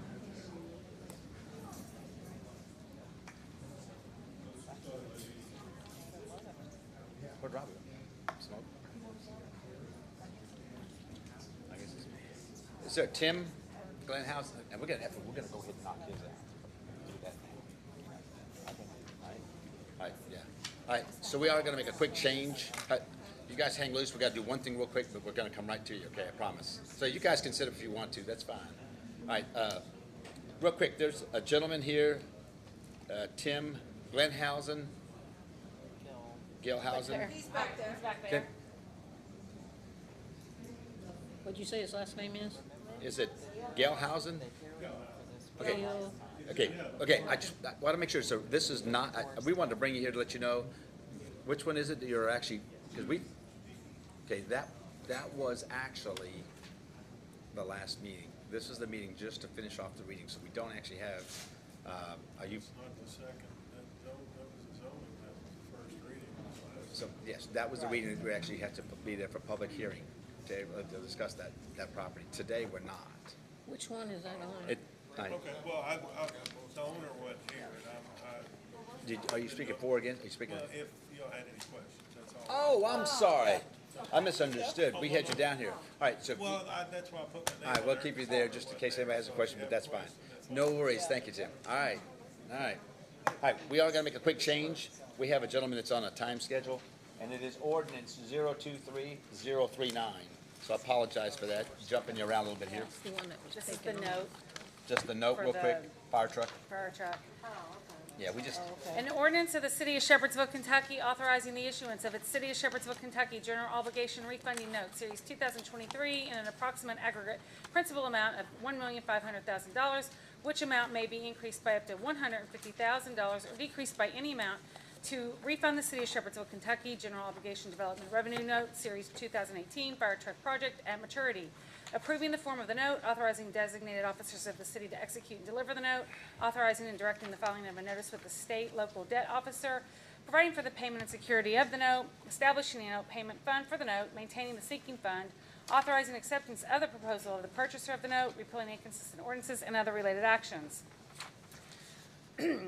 Summary, the ordinance, among other things, authorizes the issuance by the City of Shepherdsville, Kentucky, the city, of a series of its general obligation refunding notes designated as City of Shepherdsville, Kentucky General Obligation Refunding Note, Series 2023, hereinafter the note, for the purposes of, 1, refunding the outstanding City of Shepherdsville, Kentucky General Obligation Development Revenue Note, Series 2018 Fire Truck Project, dated July 17, 2018, at maturity, hereinafter the project, and 2, paying the costs of issuance of the note. Provisions are made in the ordinance for the payment of the note and security therefore, the application of the proceeds of the note, for the establishment of a note payment fund for the note, and the continuation of the city's previously established sinking fund, and the ordinance also contains certain covenants of the city with respect to the note.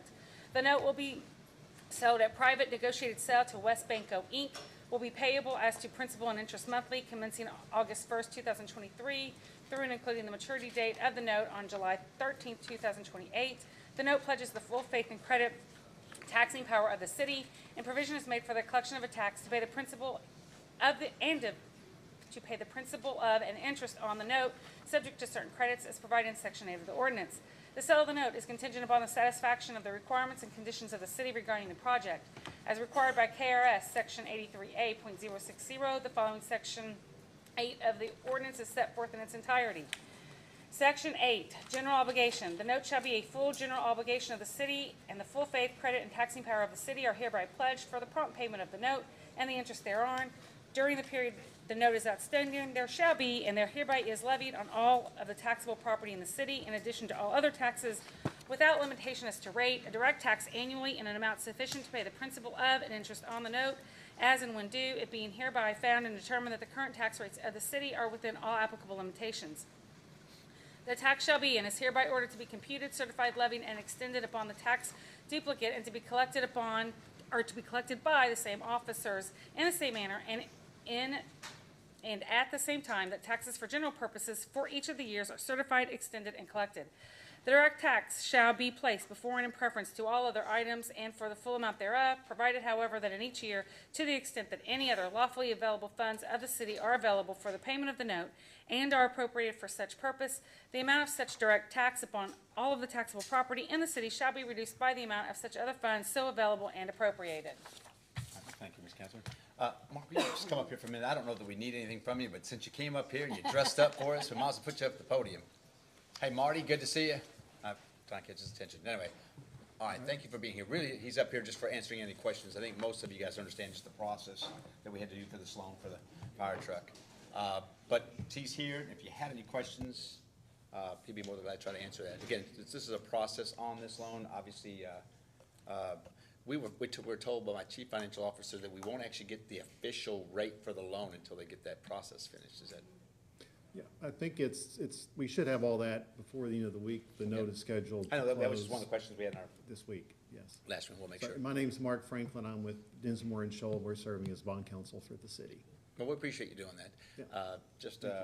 If you guys don't have any questions, we'll go ahead and vote on it. But, yeah, I appreciate you staying. Yeah. And you have a good evening, sir. You too. All Thank right, you. thanks for Pleasure being to be here. Thank you, Mark. All right, Nice to thank you, meet Mark. Yes. All right, what's that? No, he's all dressed up. He was ready to go. He's all ready to go. All right. All right, so can we get a motion to approve the loan for the fire truck, please? Oh, Paula got it, and Brad's got a second. Well, you got to put the fireman in there. He's got to throw him in there. All right, can we get that roll call, please? Just let him do it anyway. Gotta let him do it, man. Mike? Yes. Okay. Brad? Yes. Bonnie? Yes. Faith? Yes. Jennifer? Yes. Paula? Yes. Oh, thank you all on that. And thank you, and I know you gotta hang out, so just hang loose. All the excitement just continues. Tom Barr is right, I think Tom Barr is sleeping, that's what I thought he was doing. All right, all right. Tom, I had to pick on you just a little bit, since you're a Reds fan. All right, with that said, we're gonna get back to our normal schedule here. We actually have the ordinance for 02333, which is the Chris Wilson development on this, for the 10.11 acres. Yes. All right, North Buckman here. All right, so do you want to read that, and then just, you guys hang loose, or we might have some questions. How you doing today? Good, how are you? I'm doing good. All right. Ordinance 023-033, an ordinance amending the Bullock County City zoning order and the Bullock County City zoning map as amended, changing the zoning of 10.114 acres more or less located at Buckman Street and Bishop Lane in the city of Shepherdsville, Bullock County, Kentucky, also known as parcel 036-SE0-06-004 from B2 business to R3 residential. Summary, number 1, rezones approximately 10.114 acres located at Buckman Street and Bishop Lane in the city of Shepherdsville, Bullock County, Kentucky from B2 business to R3 residential. 2, provides for repeal of inconsistent laws, severability provisions, and an effective date upon passage and publication. All right, council, you've been sent some information. I apologize. I thought I sent some information, but you've got new renderings, they got the drainage. I think we got everything out there for you guys to see. Chris, I'll tell you the same thing I told you last time. For you guys, really more than anything else, is I think the important part about this is monitoring what's going on. Residential is obviously a focus for our city. We want residential. Grandiose plan that you have and beautiful buildings that we think can be there. So we're obviously just making sure this council has had everything they need, or any other questions. Do you have anything else for them before we do anything as far as voting on this? I know you got some different information. Yes, ma'am. Well, I think you're right, we do need housing, and I saw the pictures, they're very pretty. They look very nice, but I think they're kind of out of the budget for the area, but they are very nice. But you did send me I asked for some information, so, but you didn't give me any specific information, it was just a lot of names and stuff of places that you help build and stuff, but I wanted some actual addresses and numbers of people, because I want to see the work. Okay, well, we did the post office right here in Shepherdsville for J-Town Contractors. We did all the framing, drywall, acoustical ceilings and that. That's a local one. We did the Pedersen Stadium, which is the baseball stadium down there at U of L. And we did the arches that come in the stadium. But I'd like to have that. I'd like to have it in writing. And we did the football stadium, the renovation that took place before this last football season of the Angels MB bar. It's the whole home side. Yeah. We did I'm not doubting you, but it was just a lot of names and stuff, so anybody can give me a whole bunch of names of just different stuff, so that's all. We did all the framing, the drywall, the acoustical I ceilings. believe I've been in business since 91. Yeah. So I've done many, many projects. All right. Thank you, Ms. Paula. You're welcome. Mike, any questions or anything? Arthur sent out a map today. I've just got it on my phone. And he mentioned the suggestion about having that swale, having some concrete base to it. Okay, in the drainage ditch. Yes. Okay. You have an existing drainage ditch now Yes. that's all soil, and he thought that an improvement and stuff to help that from getting any worse would be a concrete base. Yeah. in that. Usually what they use on that is like a gunite. They'll, in the ditch. Something solid. It's a sprayed rather than concrete. just and I don't know as anyone has even before or up till now mentioned any kind of restrictions on this. I had planned on a minimum of lining the ditch with a 3-inch rock. But if we have to spray a gunite coat on that, that's not a problem. Well,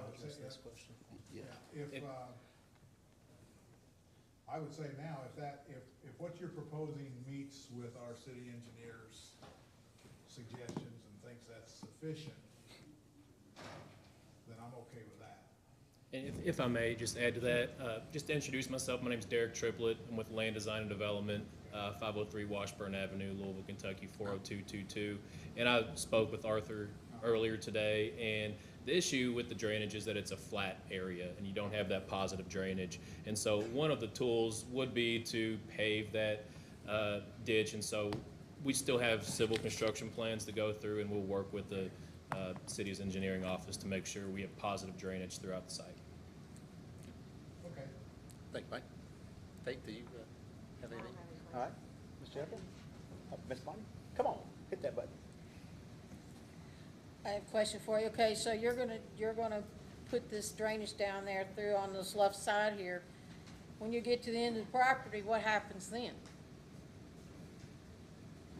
So the way the detention basin functions is that as it releases that water into this stream, it's releasing that at a rate that is equal to or lesser than the rate in which water leaves the site today.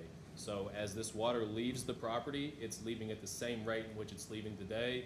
That's standard civil engineering practices and city regulations that does not overwhelm any of the downstream systems. And so it'll act as it does existing.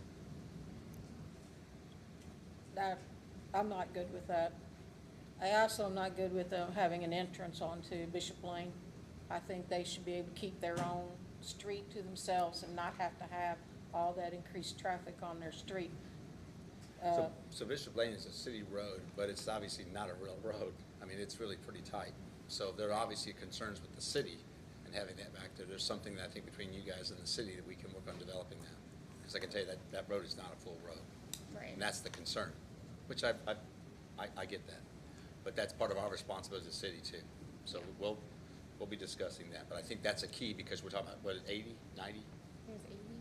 80 units. 80. No, Okay, so no we more want to than make sure we have two entrances to that. That's key because you're not going to block off Bishop. that. Right, right. Appreciate mine. Anybody else? I just got one other thing. Oh, no While worries. while I was talking to Arthur Day, No. you know, we talk about retention ponds and such.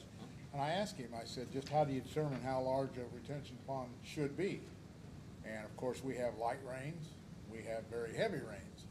And he said, the information I got today was they estimate that now on 7 inches of rain over a 24-hour period of time.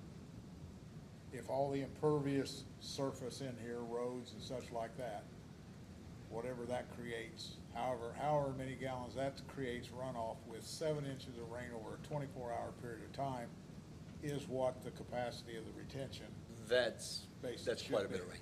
And that's a 100-year storm. And I've got actually pictures of 2.5 inches of rain over there on both sides of that road, especially on the left side. So it can handle it. Right. It looks like y'all have done a lot of work in the area across the street there. And we had, 2.5, 3 inches of rain the other day. And it stayed right in the ditch. Yeah, I've seen So pictures whatever- on both sides of Bishop. I mean, I've got it's pictures here. flowing real nice. And to also add to the drainage conversation, you asked about what happens as the water leaves the site today. And so existing conditions is that the site is flat. So the water tends to pool on site. By treating that ditch, it's going to allow that water to move downstream. And so it will be an improvement on the existing condition. I just want to make sure that's clear. I appreciate you getting the information to us. All right, obviously, it's this council's opportunity to ask the questions. They're in situation. Are we good on all the questions? I just have one.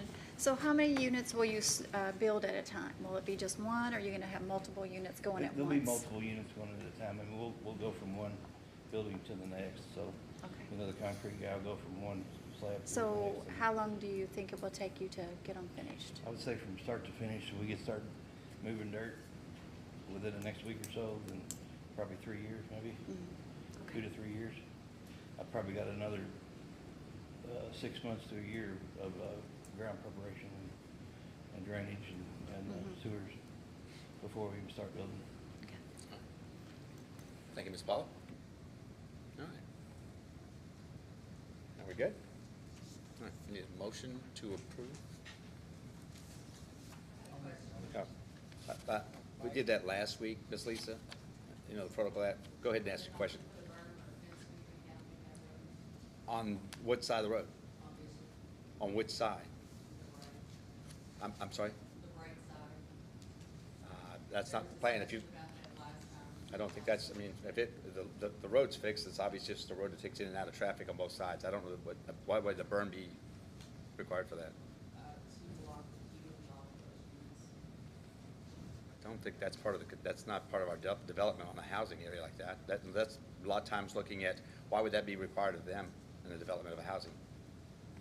The berm's been discussed on Lakeview Drive, the back 70 houses on Snoopy Drive. Well, I can tell you right now, but if you look at that development though, he's got what he needs on that side. You're talking about on his side, their side of the development? Yes. Why would they put a berm there? That's actually some of the drainage coming off that way. Am I correct? Help me out. I mean, That's right, the berm would block the drainage getting into that stream. Yeah, and again, I've seen the waterfall on both sides, and I think that looking at how it's gonna drain out of there, you've got, like you said, it's actually gonna be less than the next rainbow. Fence instead of fence. I'm sorry? I just don't want to be better for a fence than berm. Yeah, but I think- understand you want big water, there's berm. I'm not sure aesthetically on that part of how you're actually doing your aesthetics, your greenscape along that development with your housing. We saw renderings of that. Not sure what you're doing as far as any gate, fence areas or anything like that. Yeah, we thought of, you talking about where the berm goes into the transition there? Well, if we line that, the ditch with gunite, we'd probably it'd probably be like a slow berm with grass. And then we can put a fence around it also. I don't know if the berm is necessary so much as, if you look at that way that's laid out on that side of the road in your development. Yeah. I don't know that berm would be actually disrupting that drainage, so. And we thought about putting privacy trees also. Some foliage. At the top of the berm. The privacy trees, they make them that grow up to 30, 40 foot tall. Right. And you can space them out like 5 foot, and actually, you'll in All right, so- 15 years, it'll be. So one of the things we've said when we're talking about this whole development is we want to make sure we monitor it. I think once we see what you're doing and making sure we get down to the last spaces and the foliage and that'll be a part of that. We'll make sure we get that from you, okay? All right. Ms. Paula, you good? Are you? I'm good. All right. But I still have concerns, just, I'd like to say. Concerns about? I'd like to see more references and, from him. That was my concerns, Okay. so. Yeah. I know we had discussed, kind of off the cuff, widening Bishop Lane. And we are. Okay. We are going. Would that be something we'd have to get an easement from them, or do we have? Yeah, we gotta look at what you have on that, because actually we gotta see, I'm not sure, does that, I don't know what the lineage is without looking at it, I don't have it in front of me. So the property line for you versus the road itself, what's the easement between that part of the road? Because that part of the road, it needs to be widened. It needs to be 2 full lanes coming in and out because you have a subdivision there. So, as Bishop Lane is a public right-of-way, it looks like currently the property line goes to the edge of the pavement of Bishop Lane. So we're gonna need to discuss that. Because it needs to be 2 full lanes coming out of that So area. would you all be willing to give us an easement to widen that road Absolutely. in order to have that back gate? Because We gotta have Yeah, 2 honestly, I main think- ways to get out of To that the one. development and Yeah. to a city. Yeah, that's the so only way that we're really not- makes that feasible, I think. I agree with that. Yep. Any other questions? All right. And I had a motion. We got a motion? Yes. Second. That's it? Mike. Mike's got a motion. All right, and a second, please. Second on that. All right, roll call, please. Bonnie, No. Faith. Jennifer, No. Paula. Brad, Yes. Mike. Yes. No, you got 4. No, you got 4. We got 4 no's. All right. Okay. I am truly sorry. They didn't approve. Did not. No. Thank you. Thank you.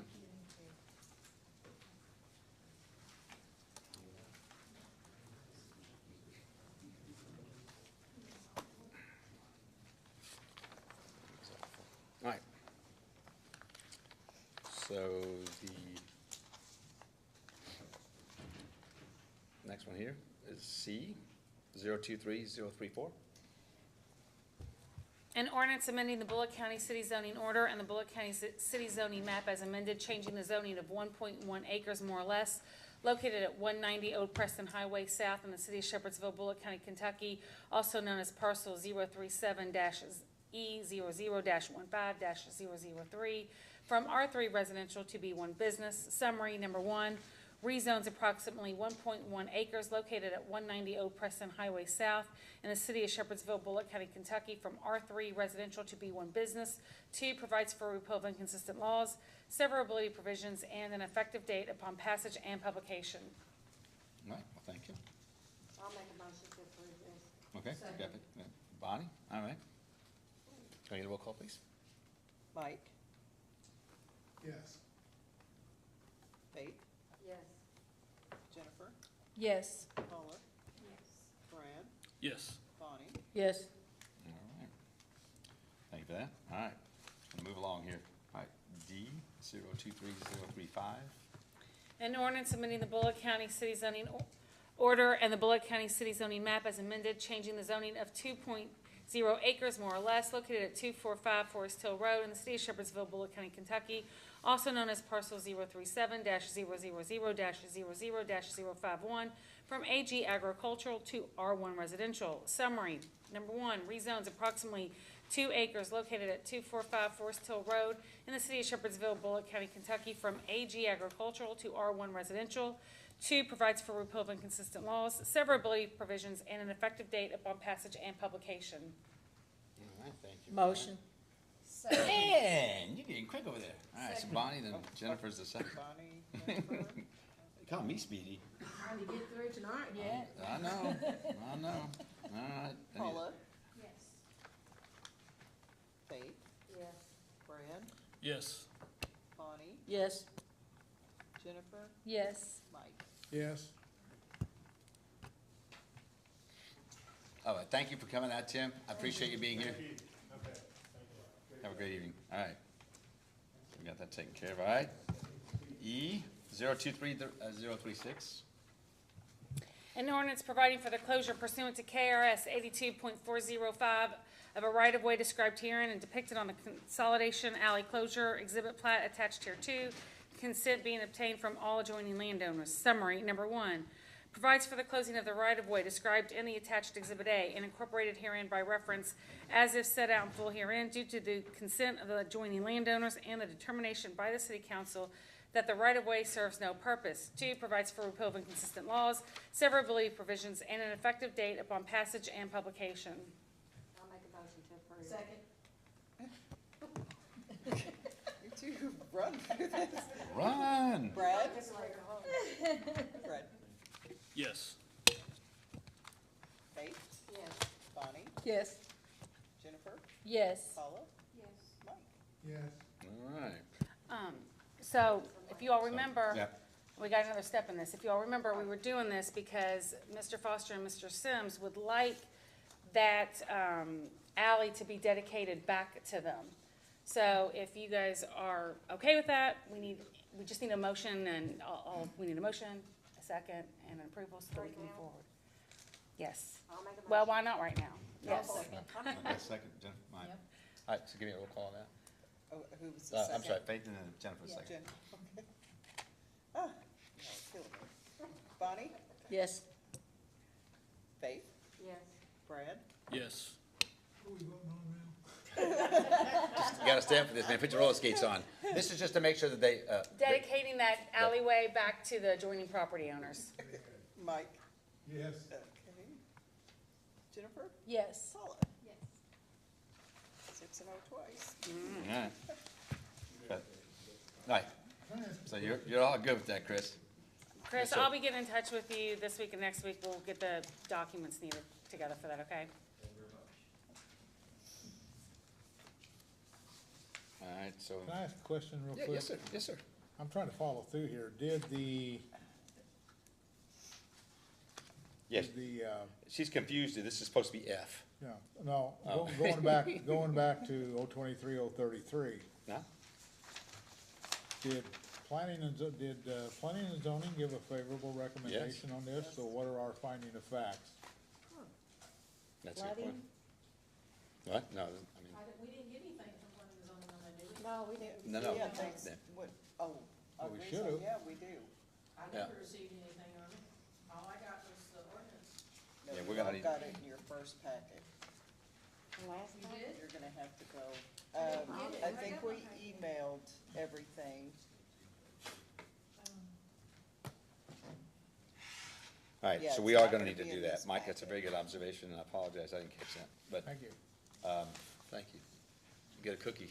I didn't have my pocket ready. I can't have those anymore. No? Got sugar-free? I'll see what I can All find. right, thank you. I'll get you one. Very first All right, packet.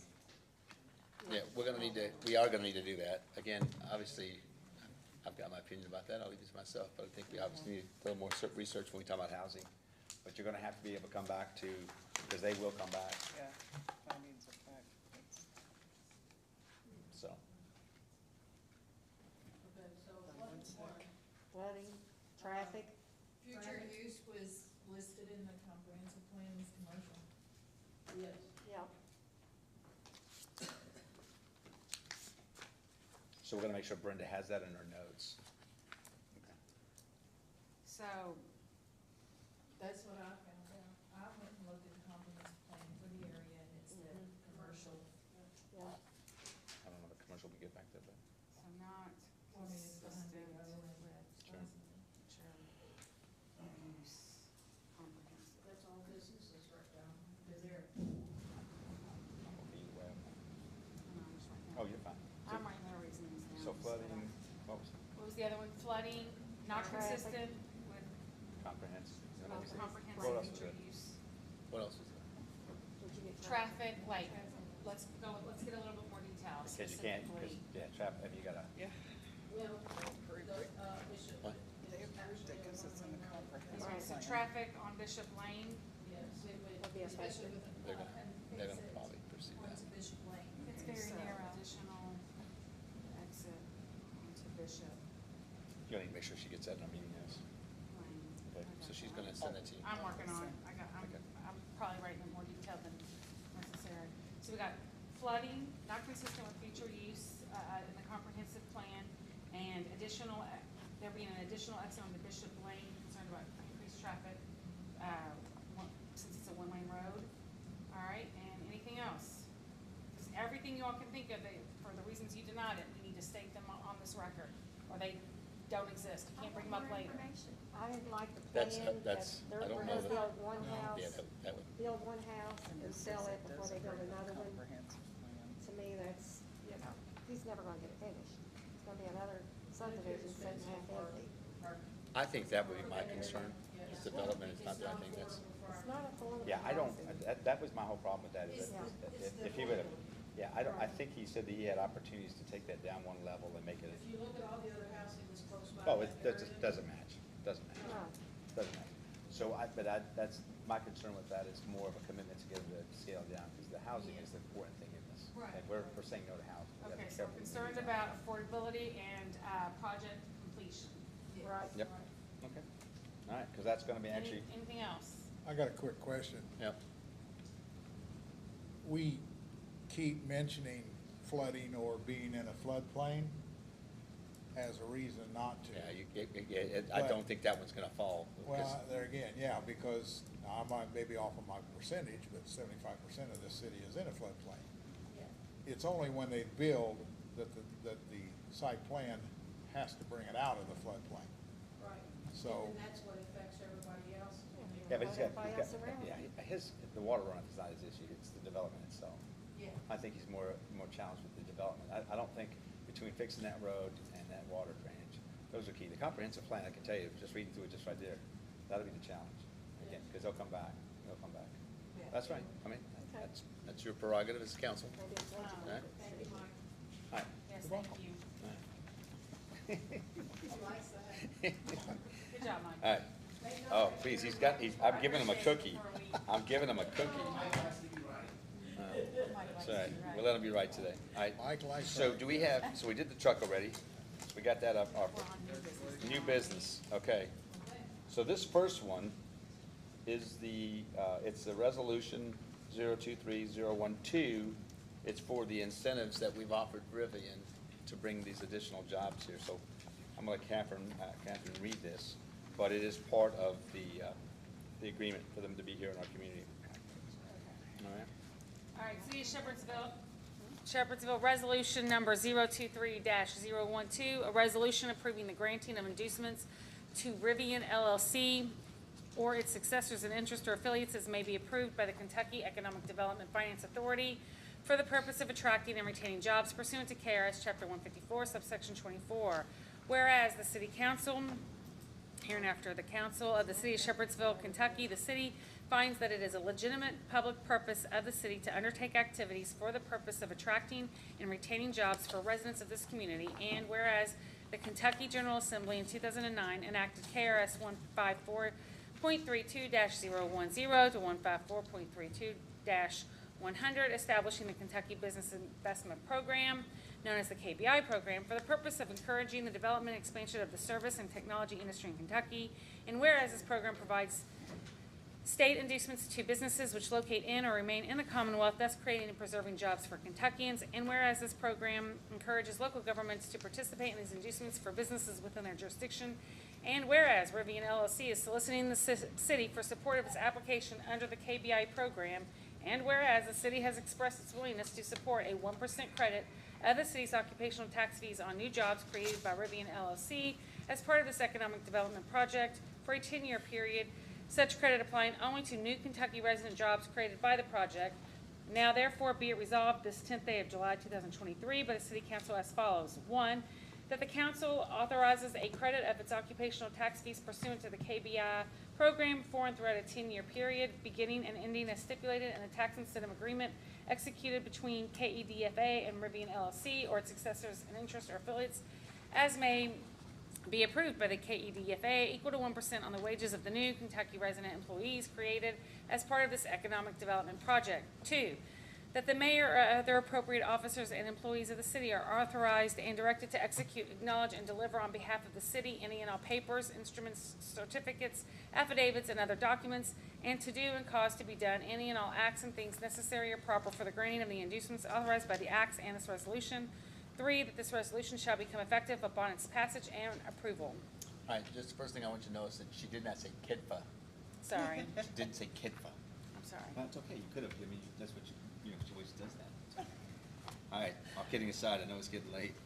All right, with this said, this is just a resolution to obviously make this happen. We're excited to have them there, and there's obviously some additional occupational tax that comes into this play. Right, so with that said, any questions? Anybody here? All right, good. All right, so I need a motion, please. I got a motion with Brad, and then boy, you guys, you're getting like Bonnie down there. You guys are Okay, quick. Paula and Brad, they were like Yeah. neck and neck, who Yeah, wants to be first? That's good, Brad. I'm going Brad. I wrote Brad, so write Brad. Right, Okay. Brad. Okay. Paul, see, Wait, we've Brad. got too many issues here. Oh, you gave us one of those. Paula? Right. Yes. Yes. Yes. All right. Brad? Yes. Dave? Bonnie? Yes. Mike? Yes. Jennifer?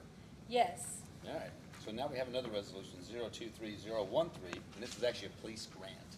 It's an opportunity for them, and they've been working on trying to get some of these funds that are out there. We've got other things that are either too HIDA, but I don't want to get into that today. But this one actually, here's the resolution that she's going to read. It's an opportunity for a grant through a relationship we have with Kentucky. Mike? Resolution 023-013, a resolution of the City of Shepherdsville, Kentucky, authorizing the mayor to make application for and upon arrival to enter into an agreement with the Kentucky Office of Homeland Security, KOHS, to execute any documents which are deemed necessary by KOHS to facilitate and administer the project and to act as the authorized correspondent for this project. Whereas the City of Shepherdsville, Kentucky desires to make an application for law enforcement protection program funds for a project to be administered by the Kentucky Office of Homeland Security, and whereas it is recognized that an application for and approval of Kentucky Office of Homeland Security funds imposes certain obligations and responsibilities upon the city. Now therefore be it resolved this 10th day of July 2023 by the City Council as follows. Number 1, that the mayor is hereby authorized to execute and furnish all required documentation, including a memorandum of agreement as may be required by KOHS for the furtherance of the above referenced project, and to act as the authorized correspondent for said project. 2, that this resolution shall become effective upon its passage and approval. So, hey, Chief, first of all, I mean, I don't know all the amounts, and I know you're still working all that out. Dates of 3 we have any information that you can add to this? No, this is just the primary, we're looking at a couple of different projects of whether we can get funding for some different either training or equipment. This is just the first step in applying for the grant, so we've just got to put like the basis down and then we can start going for specific things. Yeah, I know we started that early in the year, to try to get things going on grant writing. And that's obviously some opportunity in the fire department sense of that, but just so you all know. This is just one we found recently, Okay. so we're gonna try to All get right. involved in that one. Well, thank you, Chief. All right. Motion. Motion. Boy, Whoa, look whoa. at this. All right. Call, roll call. Okay, Brad, Yes. That's killing me. Bonnie, Yes. Jennifer. Yes. Faster. Yes. Come on, Master. Yes. You got me tickled, Paula. Yes. Mike, Yes. Faith. All right. Thank you all. All right, 023040. An ordinance amending ordinance 283 of the city of Shepherdsville related to personnel and pay rate classification plan for city employees and non-elected city officers for the city of Shepherdsville, Bullitt County, Kentucky. Summary, number 1, sets forth that section 2 is amended to include the minimum and maximum hourly pay rate for the full-time administrative position of community planning and development coordinator. 2, sets forth that section 15 is amended to reflect the addition of a full-time administrative position of community planning and development coordinator and the requirements of the position. 3, provides for repealing consistent laws, severability provisions, and an effective date upon passage and publication. And I'm sorry for. No, it's great. Wait a minute, real quick. So what this, Who what wants to this, sponsor it? yeah, who's? Faith I sponsored sponsored Yeah, it. Faith sponsor. So what it is, we have Faith here with us. We actually have her in a part-time position. What we're doing is we're just creating a full-time position. It's gonna have the same job descriptions. The rates will be the same as far as getting started. So, but it allows her to be into a full-time position, which changes the She needs to dynamics as be. far as full-time, retirement, benefits, and all that. So, and we're doing that because we really like the work you're doing. You're doing awesome stuff. Got a lot going on. Website's coming, so you're gonna be doing a lot of stuff. So, but we're gonna keep the part-time position out there because depending on who is in that position, we have options, right? That's Yeah. really what we're doing here, but we wanna actually get her in a full-time position, and that's Right. why Yep. we're all good with I that. agree. All right. All right. I make So a motion. Got a motion for Faith? Oh, no, Jennifer? it's Whoa, first whoa, whoa, reading. whoa, Oh, whoa, first reading. First Sorry. reading. I'm a little bit. Whoa, back up. Sorry, I got ahead of myself. Sorry. Next All right, meeting. next one. First reading, first reading. All right, so first reading on this one, now, just, And Amber, just so you know, if this gets passed, which I'm assuming it will, it actually won't become effective until it's published. So the night of the meeting won't be the effective date, it will be when it's published, which I don't know the timeline of that. It might be a week, we can have, I don't know. everything, Tom. But, It's usually a week, right? What hits it? If we do it Monday, it'll be next Monday. okay, I just want to clarify that, 'cause Yeah, so you'll know when it is. We'll get that rolling, okay? I jumped the gun, so apologize. No, Can I you- did. I made the motion. I was She looking. needs to be And we're all full-time. voting anyway. All right, so now we have 02, you see how I get late night, like we're all giddy. I hear All right, you. 023041. Now, this ordinance actually is, and it's a repealing of one, but I want to make sure that you all know, this is actually the Kentucky state statute, okay? And for most cases, and you'll see most municipalities will just follow what they have on that. That's the actual increase from 30 to 40. So I do need a sponsor for that. All right, Ms. Pollock, we got so Ms. Pollock. So we're gonna have our first reading on that. Okay, ordinance 023-041, an ordinance repealing ordinance 020-003 of the city of Shepherdsville related to the establishment of the maximum amount of any contract, lease, or purchase the city may make without publication of requests for bids. Summary, number 1, provides for the repeal in its entirety of ordinance 020-003, passed on February 10th, 2020, relating to the establishment of the maximum amount of any contract, lease, or purchase the city may make without publication requests for bids. 2, provides for repeal of consistent laws, severability provisions, and an effective date upon passage and publication. All right, so I know if you guys have any questions next couple of weeks, just make sure we get with you. The reason why I'm telling you that is because the state legislature was actually doing it to expedite some of the things that go on. Again, for us, we're still kind of using what we're doing, but I think it's important we stay with the statute, but we'll try to answer everybody's questions. Just a quick thing, Yeah. you and I talked about this earlier, Yeah. was, it doesn't really change, repealing this wouldn't change anything we're doing, right? No. Only that it would lift the amount to $40,000. That's correct. Which KRS is. This is KRS statute on it. And then they're doing it, like I said, they look at things like that as an opportunity to expedite some of the things in the processes that we may need.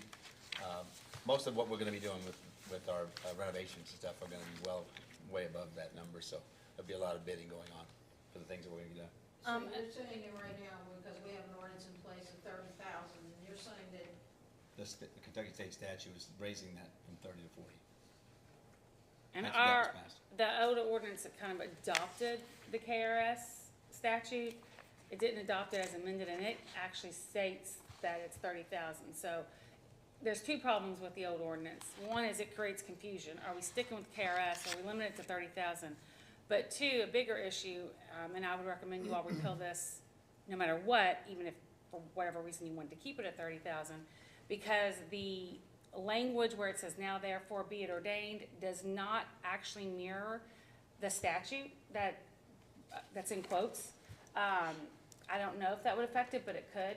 So I would say we would need to fix that no matter what. If you all are okay always following the KRS, the statute and their amount, because I'm sure the only reason they upped it by 10 grand is due to price increases and inflation. Yeah. Because the state does not like to give the city a lot of power and control. Right. If you all want to stick with that, you don't ever have to adopt an ordinance. We have to follow state law whether we adopt ordinances or not. So we don't have to adopt an ordinance. We don't have to keep. We don't have to do anything with this. We could just have a repeal statute this that's and we just follow that statute. okay, so KRS 424.260 subsection C says 40,000. I haven't knows mentioned in the ordinance. Just So a piece of mind. So you want to write an ordinance, so this just repeals it. You want to write another ordinance that basically states. You want it to be 40? That's fine. Yes. So do me a favor, can you do it later? Because we got to finish. Yeah, we can do that later. I'm Bonnie, just- you and I I'm can just- talk about that later. Excuse me, Okay. sorry, this kind of ties into why I wanted to speak in the first place, and I withdrew. So can I ask a question? before you Absolutely, move on? absolutely. For the projects that don't meet the $30,000, $40,000 Huh? threshold, how is it decided who you approach for bids? Or how does that process work? It depends on who we're Like, using. if you don't have to post something in the paper asking for bids, if you're not required for that, do you just say, hey, I know a person who does this, I'm only gonna call them?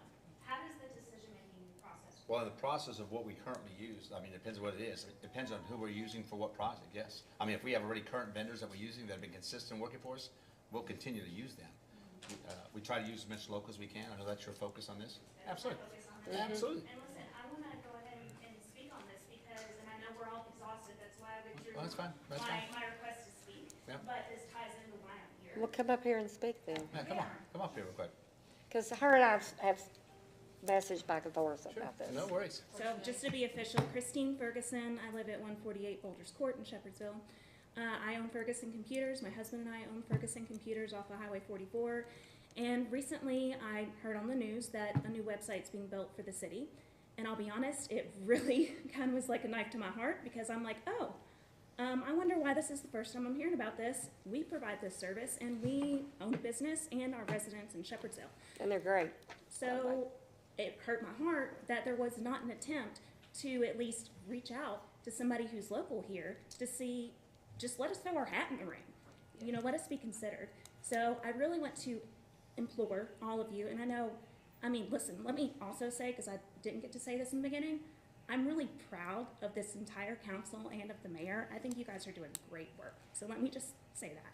But I feel like as a small business owner, I have to also step up and say, give us an opportunity to recycle those dollars back into this community. Who's to say that if we didn't get that job, I couldn't have hired another person and added more to our payroll, our occupational taxes, but we didn't even get the opportunity. So please consider that. Yeah, well, absolutely, absolutely, we'll definitely I consider. agree. Absolutely. Thank Thank you very you. much. Appreciate it. Thank you, appreciate that. All right, so we'll do that, Ms. Bonnie, okay? All right, so here's the fun one. We have our first reading, 023042, on collective bargaining. And we've been working on this for years. I request that we go into executive session on KRS 61.810 subsection 1, I can't read. E. 1E. Ask that the chief attended. All right, chief. All right, so we need a motion to, I need a second? Second? Brad? Second, Brad, okay. Faith, Yes. Brad, Yes. Paulette. Yes. Jennifer, Yes. Mike, Yes. Yes. All right, we'll be back shortly. I'm sleepy. Christina, good job.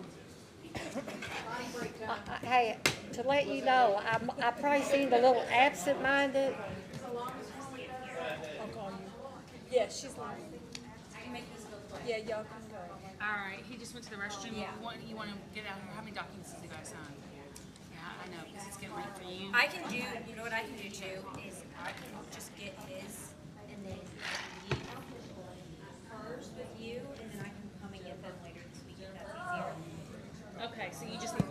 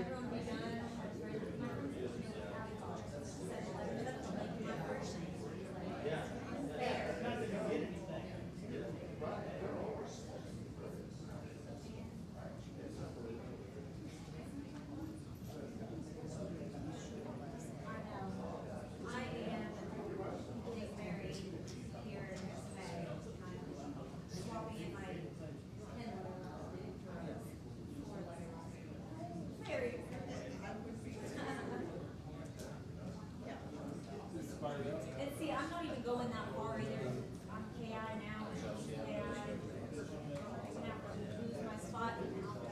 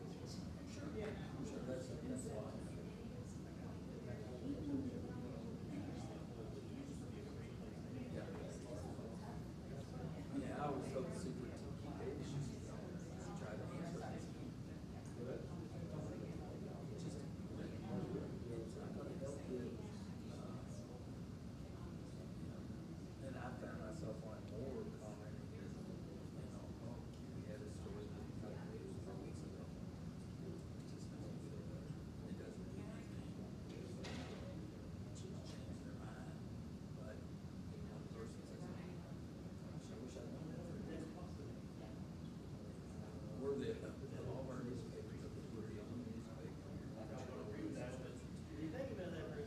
We've got 100 more, of the 100 newspapers that we own. We're the only one that's growing in circulation. Unless there's been statistics that goes down. But the county's growing and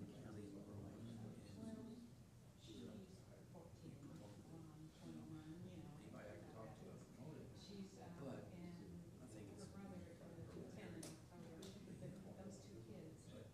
See, now Washington tonight, there's probably 100 people. And it's on the case. We'll see how that.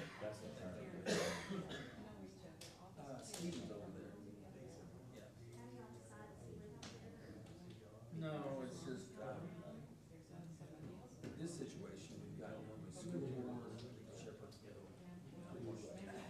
So I will go to the school board at 5, and at 6:30.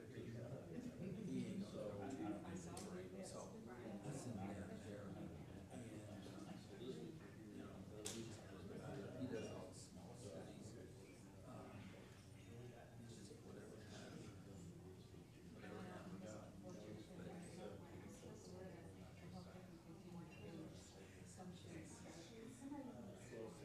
Fox Chases tomorrow night.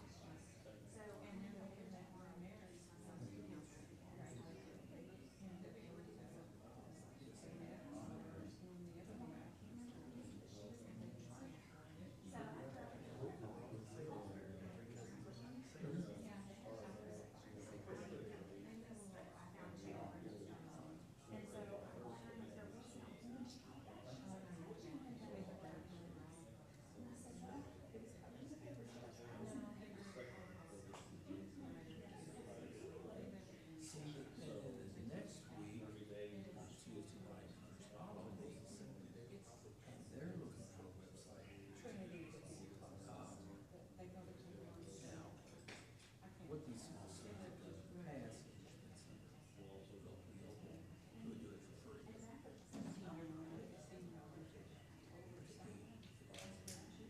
All, not, but these cities have. So, yeah, it's the small cities.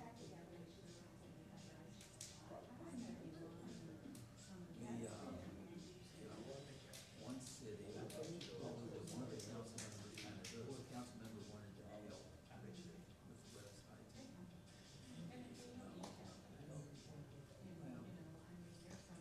They talked about changing the laws for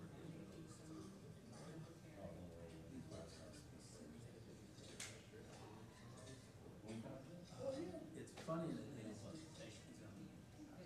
Anderson, looking at how hard it is. It's 42. Oh, that's right.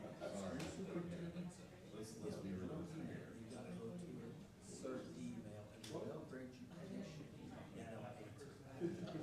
Not even close.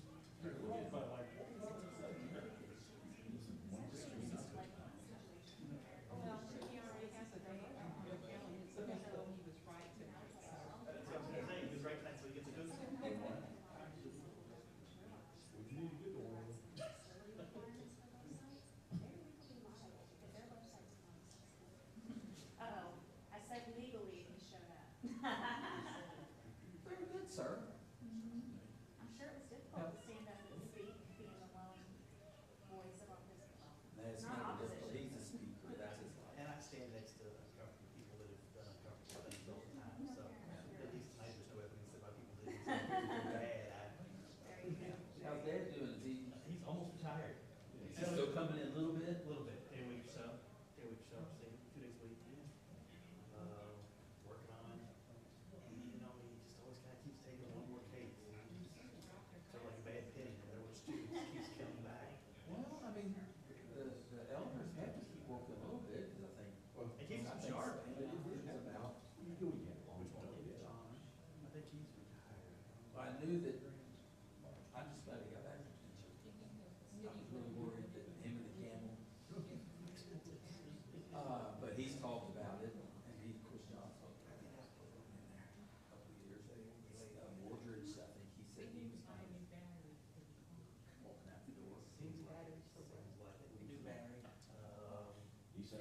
Oh. Well, I guess Edison's probably the only elder states that's still around. They're so divorces to do. Are you gonna, Real estate. work on the cleaning crew tomorrow night? Hebron Estates, Manor Village, I was trying to, Hunter's I Hollow. hope they leave, those two. And then it's got some CVS and Walgreens, What's but gonna I'm happen gonna go with in there these and pull property all those kids out. I'm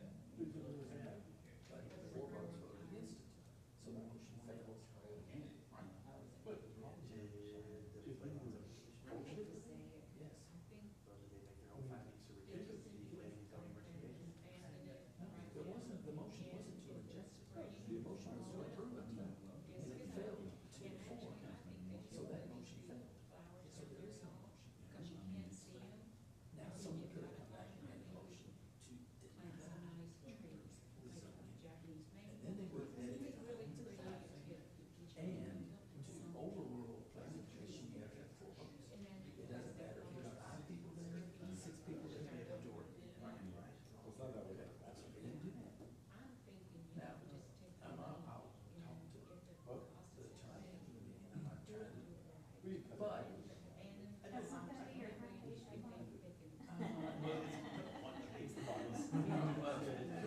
Which I'll embrace. Well.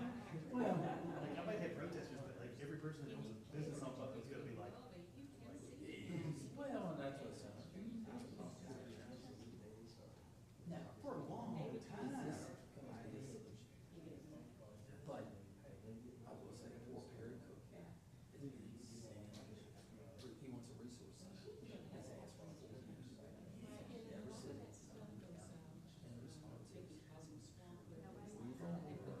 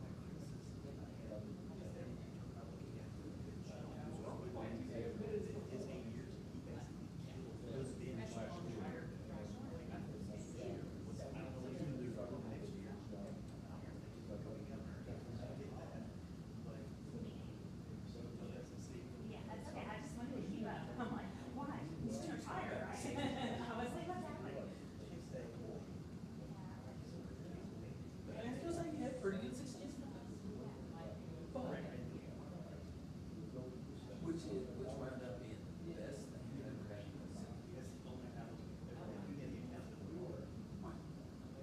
They got more money in the bank now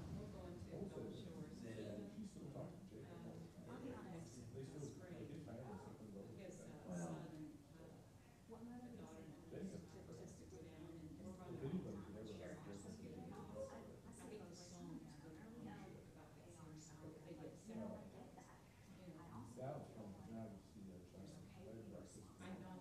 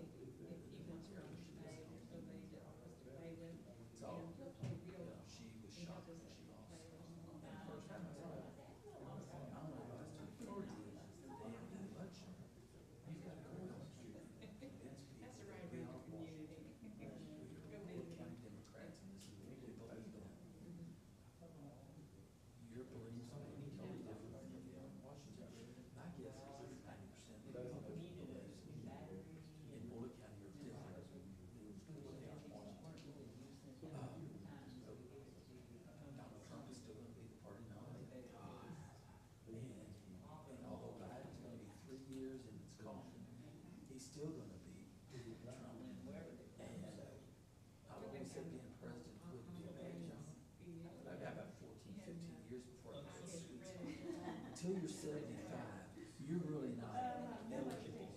You got another 40 years, you know, you gotta get in that sweet spot to run as president. So that tells you how big this country is, to the inequality you get. You can't, you know, Obama, good, bad, or different. At least Obama was a little bit younger. There's got to be 50, 60-year-old. You must sit there and look at a picture from him when he first got elected and get a picture from him when he was done.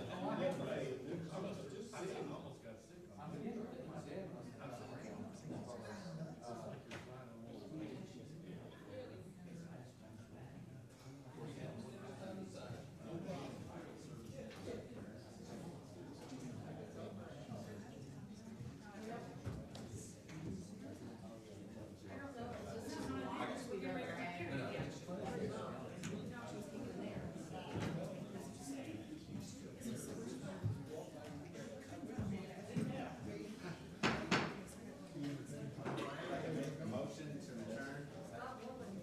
Motion. Motion by Jennifer. Second by Brad. Yes. Yes? Yes. Yes. All right, this time no action was taken, Mr. Tom Barr. All right, so now, Reading of 42. yes, so we need, We need to read it. yep. We're reading. Ordinance 023-042, an ordinance approving the tentative collective bargaining agreement for the Shepherdsville Police Department personnel within the city limits of the city of Shepherdsville, Bullitt County, Kentucky. Summary. Number one, provides for the approval of the tentative collective bargaining agreement for the Shepherdsville Police Department personnel consisting of those officers below the rank of captain and including civilian police clerks with a term beginning on July 1st, 2023 and ending on July 1st, 2025. Two, provides that the tentative collective bargaining agreement for the Shepherdsville Police Department personnel consisting of those officers below the rank of captain and including civilian police clerks shall become a binding contract upon passage and publication of this ordinance. Three, provides for repeal of inconsistent laws, severability provisions, and an effective date upon passage and publication. It's being sponsored by Bonnie. All right, Get that, bring it, sponsored by Bonnie. Thank you, Bonnie. that's something added to my agenda, don't know how I had it. All right, with that said, we'll have our second reading on the 24th. I appreciate everybody's contributions. Thank you for your insights. Let's go. All right, I gotta do real quick, planning and zoning, we have it here, board of adjustments not here, department heads. I don't want to increase Steve, we're done. Everything I don't want to hear any more from you, that's it. Council members, that's good, thank you for your comments, good night. No, listen, really, real quick, throughout, Paula, do you have anything you want to add? We'll be at the farmer's market Saturday, beautification team selling flowers. All right, Mike Hibbert? No comments. No comment. No comment. No comment. Ms. Jennifer? No comment. Right? And Bonnie? Well. Don't you dare. All right. Go ahead, Bonnie. Now that you asked. Can I have a motion to adjourn? Motion. Second. All right. All right, roll call, please. I'm gonna tell you, this is adorable, but I don't want to lie to you. Yes. Yes. Yes.